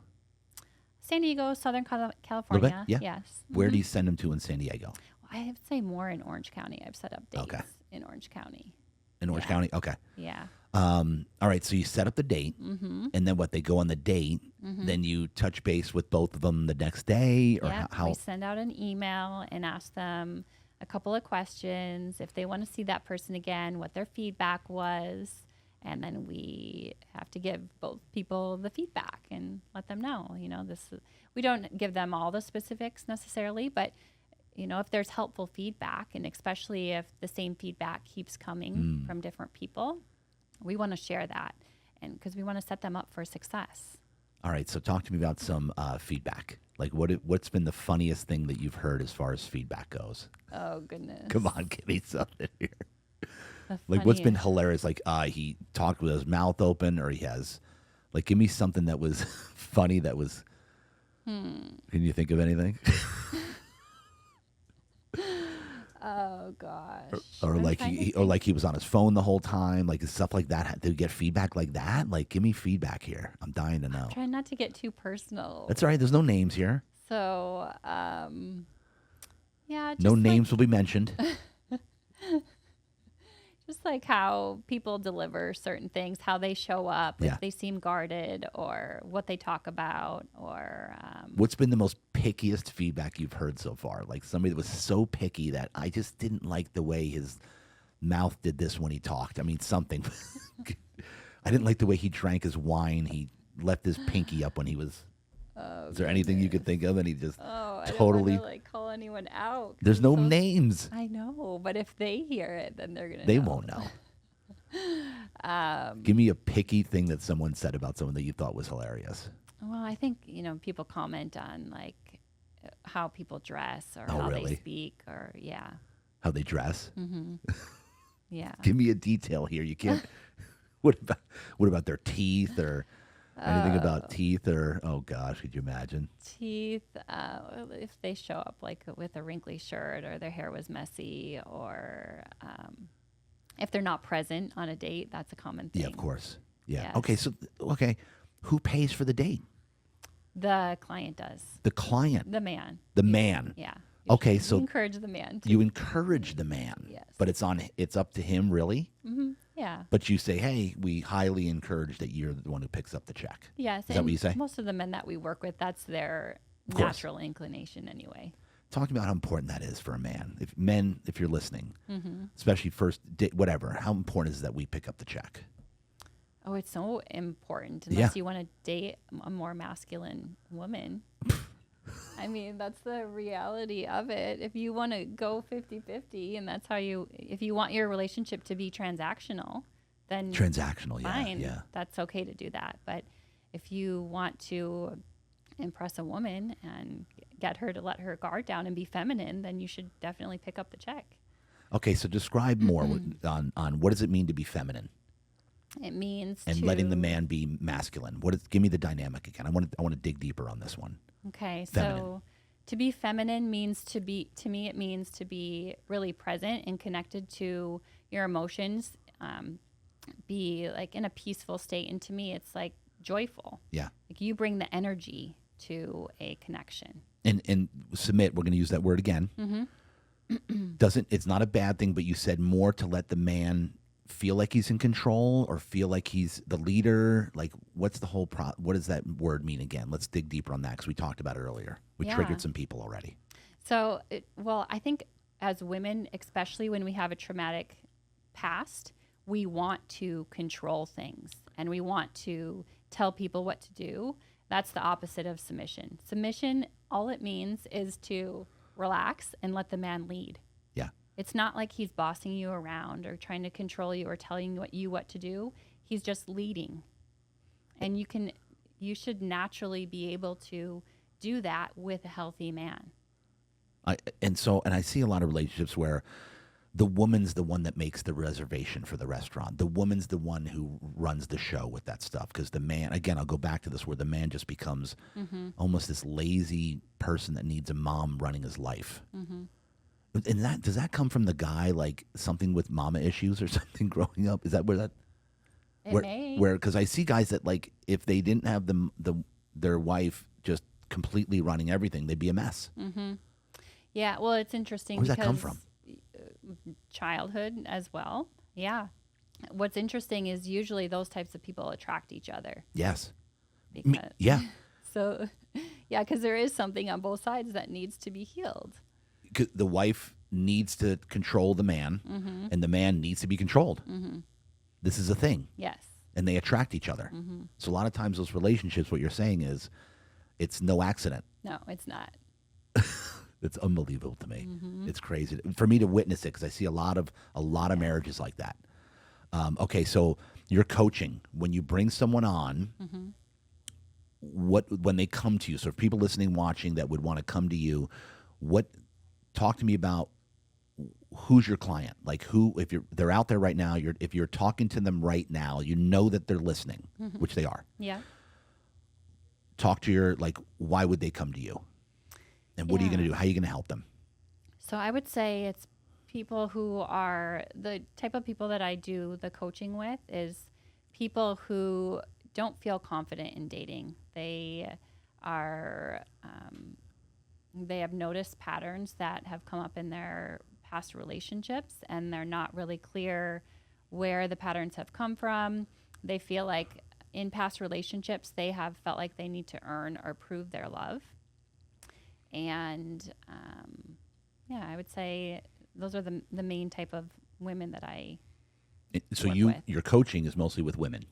Yeah.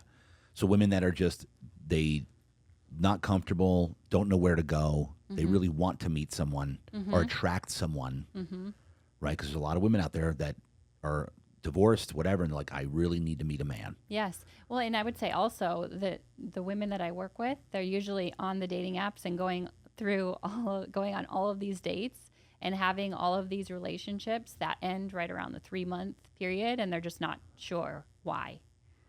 Okay, I'm glad you said that because a lot of the women that are going to listen and watch are probably going through this exact scenario. So they contact you. How does it go? You meet, you talk, you see where they're at. So give me the scenario when someone brings you on as their coach, their relationship coach, or matchmaking in a way to help them find someone. How does that go, the process? Yeah, so and where would they find you, by the way?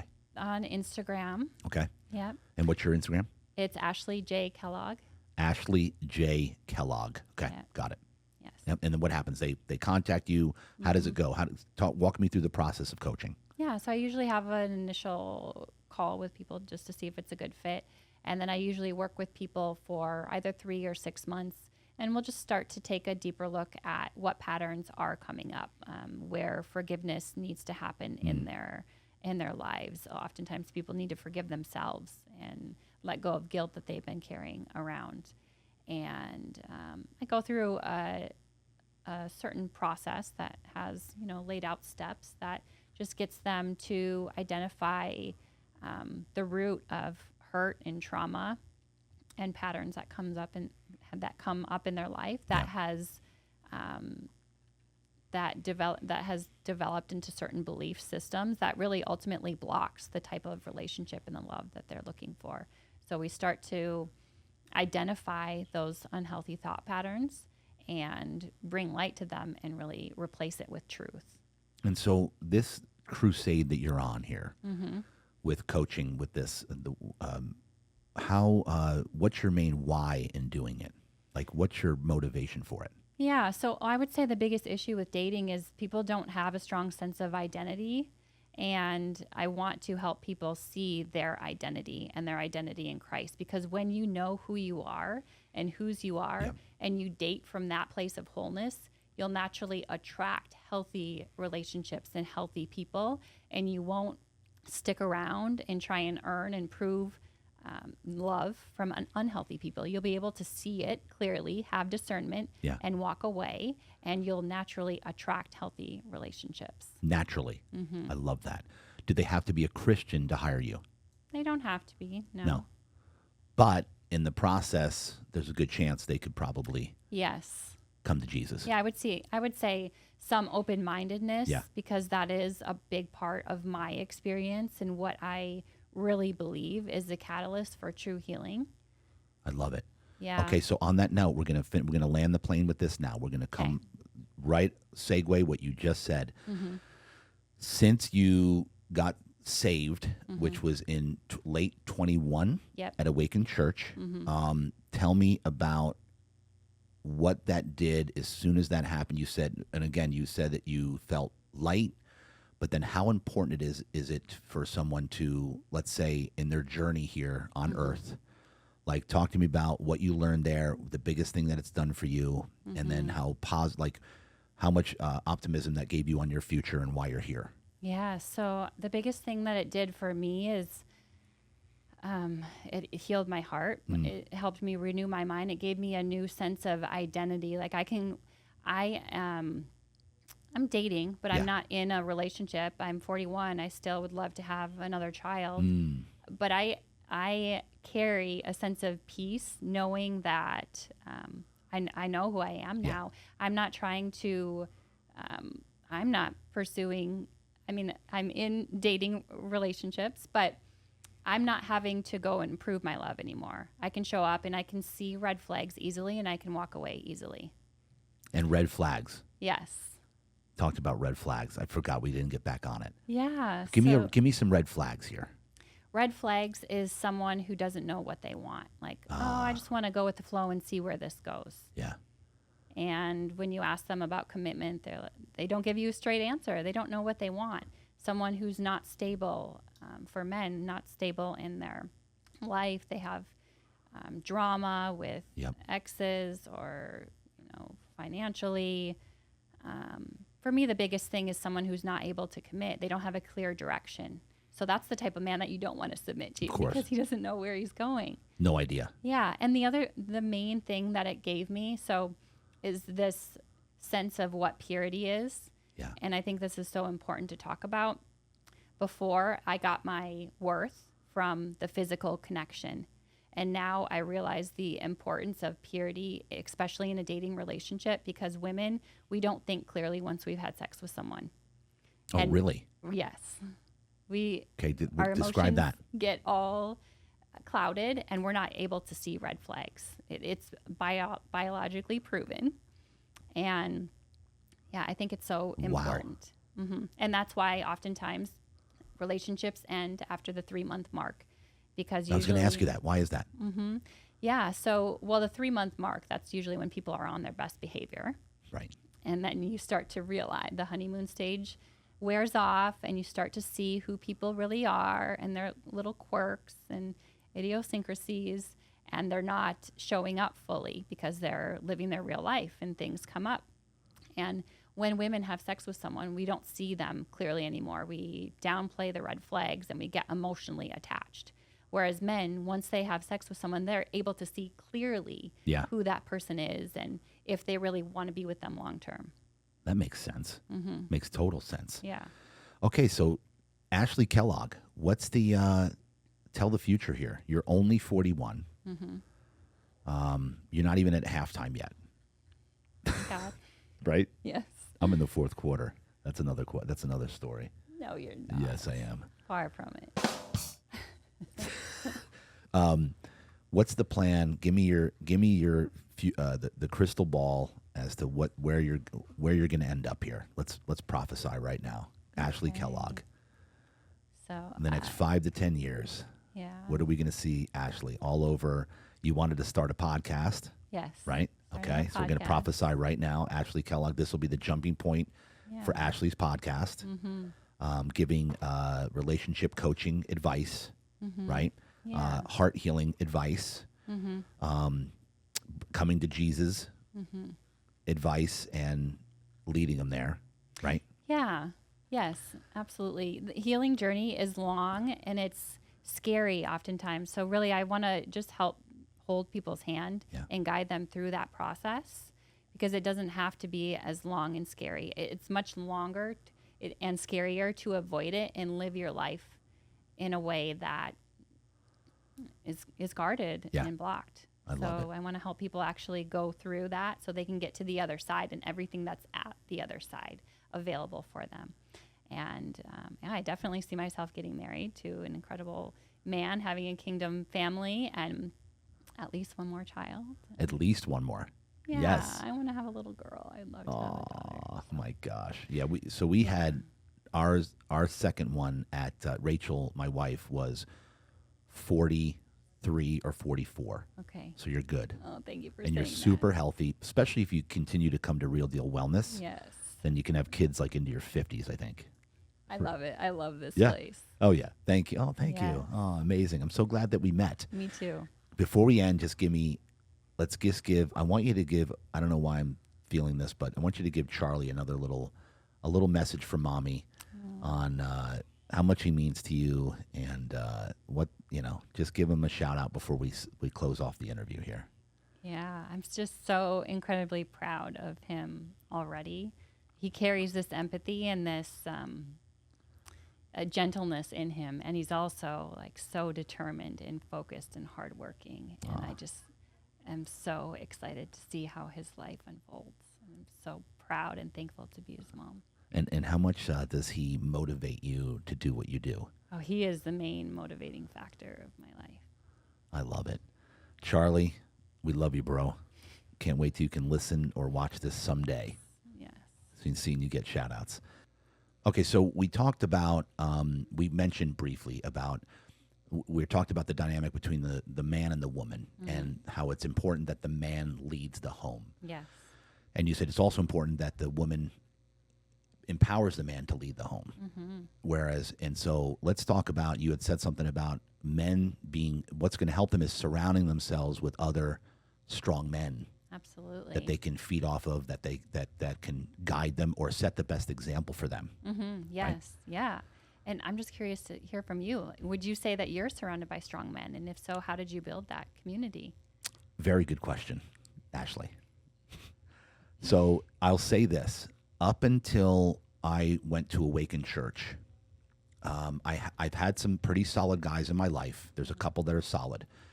But I really didn't have this great, strong community of men around me up until I went to Awaken Church again. And it wasn't until, within my first year of going to Awaken Church, I joined the Pathfinder program. The Pathfinder program, I was an apprentice. So I went into the apprenticeship at Awaken Church. And when you go into the apprenticeship, you're with 11 other apprentices, and you are mentored by 5 other leaders in the class. That right there, not only Awaken Church, finding God, accepting Jesus, but specifically the Pathfinder program at Awaken Church, where they surrounded me with a group of men and women. But this is where I picked up my tribe of solid men in my life, was right there. And I'll say one specifically was David Ewing. Incredible. And at the time, he wasn't my guy. I just met him. Later on down the road, they asked me to come back and help lead the Pathfinder program. So I became a leader the following season, and I've led ever since, which is 7 seasons in a row now. Wow. My point to your question is, it was during the apprenticeship my season, that I launched this podcast. The Real Deal Talk came during the apprenticeship. And this is the reason why. And guys, if you're listening, it's so important that you have people in your life that are speaking into you, that are believing in you, that are enhancing you, that are making you better, that are inspiring you. If you don't have any of these types of men in your life, you are literally wasting your time, or you're just going nowhere. Sorry, I'm going to say it. And you're not going to become that strong male leader of the home that you maybe want or aspire to be. It's going to be very, very hard. Let me put it that way. And so when I was in this apprenticeship class, I had 11 other apprentices. 6 of them were guys saying, JD, you need to do this. You need to do the podcast. Because I said, well, people always told me I should do a podcast, but I'm nervous. Like I was, believe it or not, I was apprehensive and I didn't. way. Yes. Yeah. I was like, I don't want to do it. What are people going to think about me? What am I going to say? I don't want. But people started listening to my stories and they laughed and they thought I was funny. They said, you need to do a podcast. So it wasn't until I surrounded myself in this apprenticeship class with, I think it was like at least a half a dozen guys that said, dude, you need to do this. And they were praying for me. They were like loving on me. They want me to be successful. They were encouraging me. And I had never had that in my entire life up to that point. And most people, Ashley, don't have that in their life. They don't have a support system around them. Most people have people in their life that are going to basically going to get into their pity party and tell them what they want to hear. Yes. Mm-hmm. Right? Yeah, feed into it. Feed into it. That is not helping you. That is not a true friend. Mm-mm. So a true friend is someone that's going to speak into you and tell you, wait a minute, dude, you're the problem, or no, wake up. And so anyway, again, the question is, now I have in my life at least a dozen solid, godly men who not only believe in me, but who wholeheartedly want me to succeed, who are betting on me, who are praying for me. I've never had people pray for me in my life. They'll tell me, bro, I was praying for you the other day, and this is what came up. All the time. I've never had that, and I needed that in my life. As strong as a personality or a confident guy as I come off as being, I'm human. I don't always have confidence. I didn't have the guts to do this podcast until I surrounded myself with strong men that believed in me, bet on me, pray for me, that want me to. And again, I'll say this, I'll say it again. It's so important that you have people in your life that are enhancing you. And that are literally making you a better person by them being in your life. Not that are just sitting there taking up space and just living a mundane life together and partying together, going to games or whatever the case is. And that's fun, great experience is cool. But what are we really here for, Ashley? Yeah. We're here to improve, right? Absolutely. We're here to grow. Mm-hmm.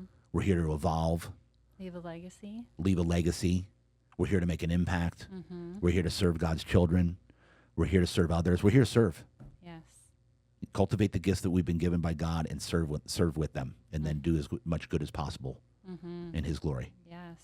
And also, how does that impact your marriage when you have positive men speaking into your life? So as a man in our relationship, my wife and I have this dynamic where she runs the entire home, and I call her the chief estate officer. So for 12 to 14 hours a day, my wife is running the entire home, the kids, getting them to school, back from school, getting them to sports, dance, the shopping, the groceries. I don't have to ever worry about any of that stuff. And having these men in my life, and I'll say David Ewing. David Ewing is like the most perfect model for me of being a father.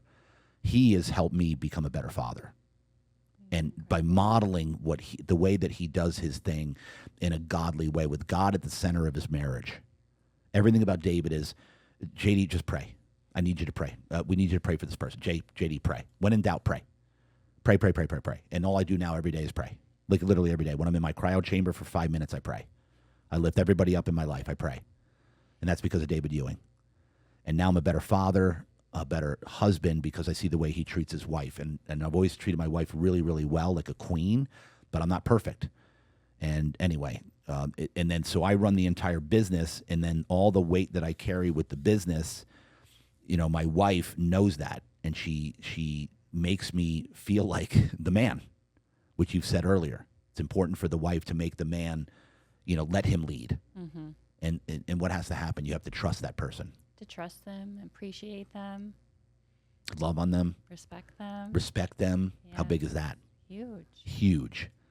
So yeah, anyway, it was Awaken Church, and when I accepted Jesus into my life, that's when everything really went to a whole nother stratosphere. Because then I just have more peace, and I know I'm operating in His power. That's the other thing, Ashley. How important is it to know that you're operating in his power, not yours? Oh gosh, it's a big relief.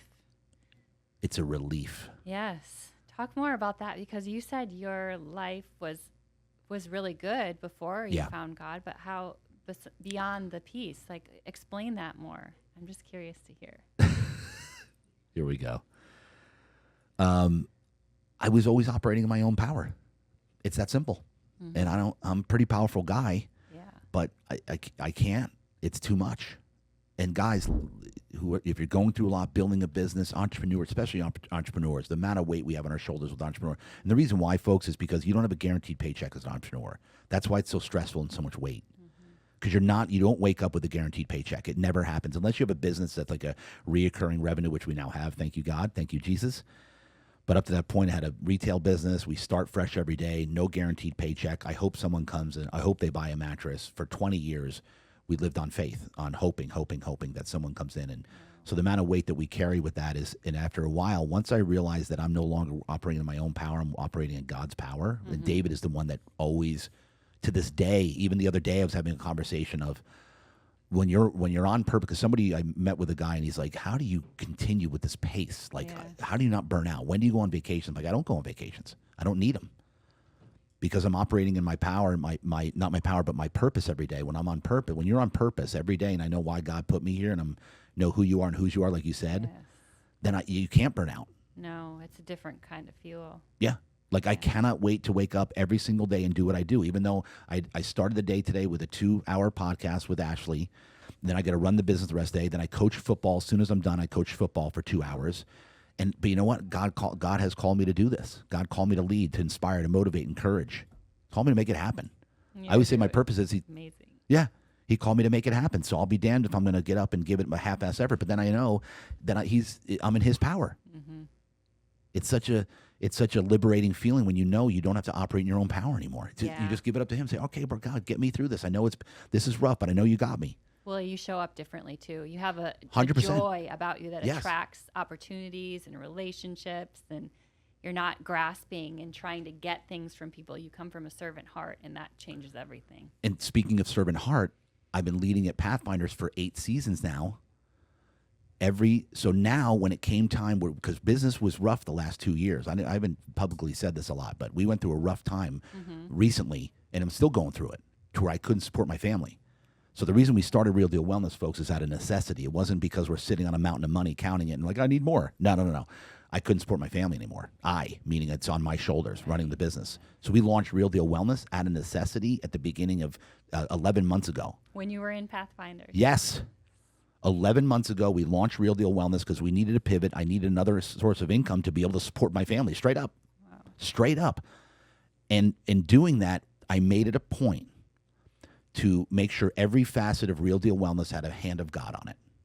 Down to my electrician, Chris Steemsma, who I met in Pathfinders, who was one of my apprentices when I was a leader. Oh, incredible. Bernie Lopez, my contractor, who did a freaking build out for me. I couldn't afford it. He was one of my apprentices. David Ewing gave me the loan. Him and his wife, Kelly, met him in Pathfinders. My marketing guy, Mike Carrillo, from Pathfinders at Awaken Church. Tony, our podcast producer, Tony Hernandez, my man right over here, he goes to Awaken Church, hand of God on it. I mean, every single facet, I made it a point that every facet of Real Deal Wellness will have a hand of God on it.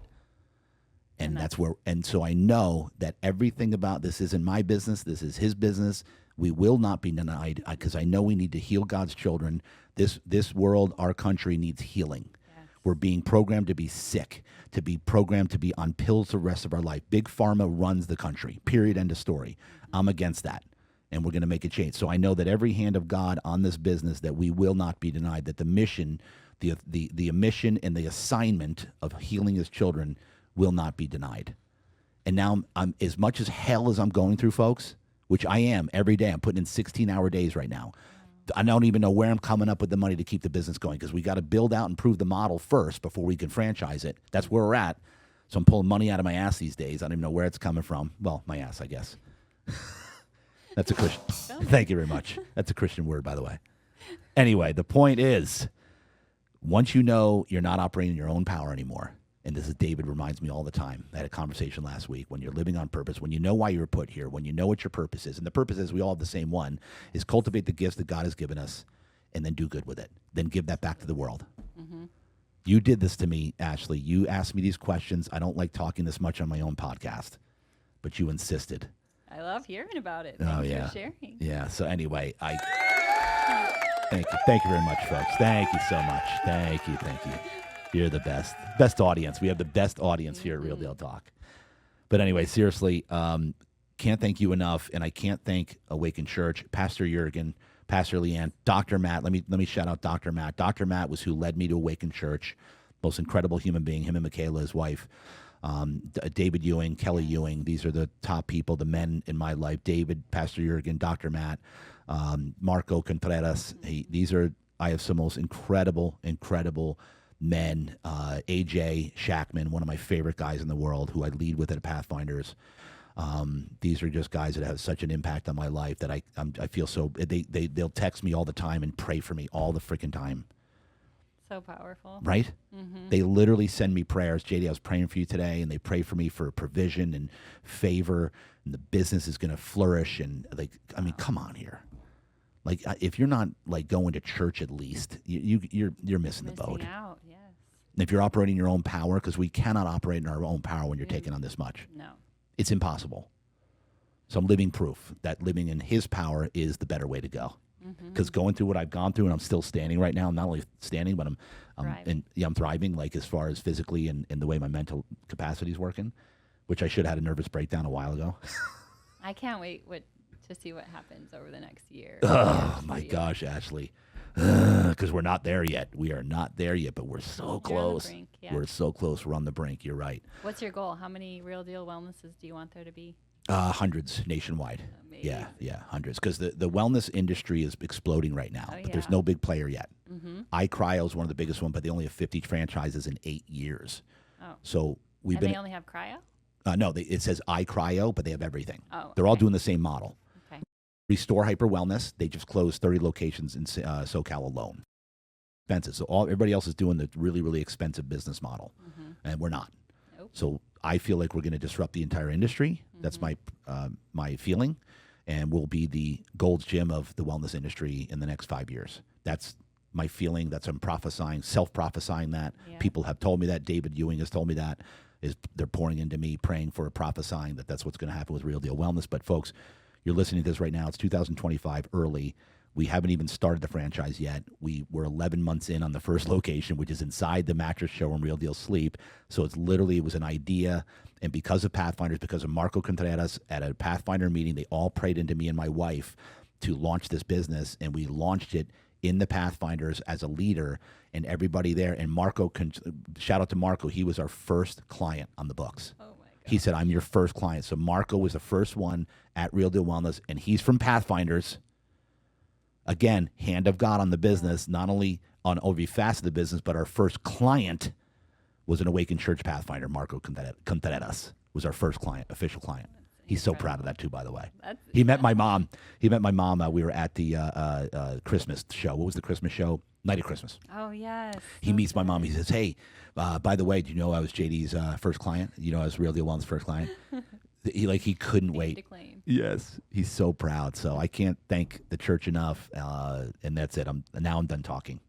You asked me these questions. You made me talk. I did. Ashley Kellogg, ladies and gentlemen. You can find Instagram. Ashley, what was the center? J. Kellogg on Instagram. You can, if you need relationship help, you want to find someone, hit her up. You can also go to her dating, matchmaking, the matchmaking site. I'm going to let you spell it again because I'm going to mess it up again. Cinqe. Cinqe. Cinqe. Got it. Okay. Yes. Ashley, it's been an honor. It's been a pleasure. Thank you so much for coming on. I'm so excited about this. Real Deal Talk. That's a wrap. Let's go. Thank you. Yes.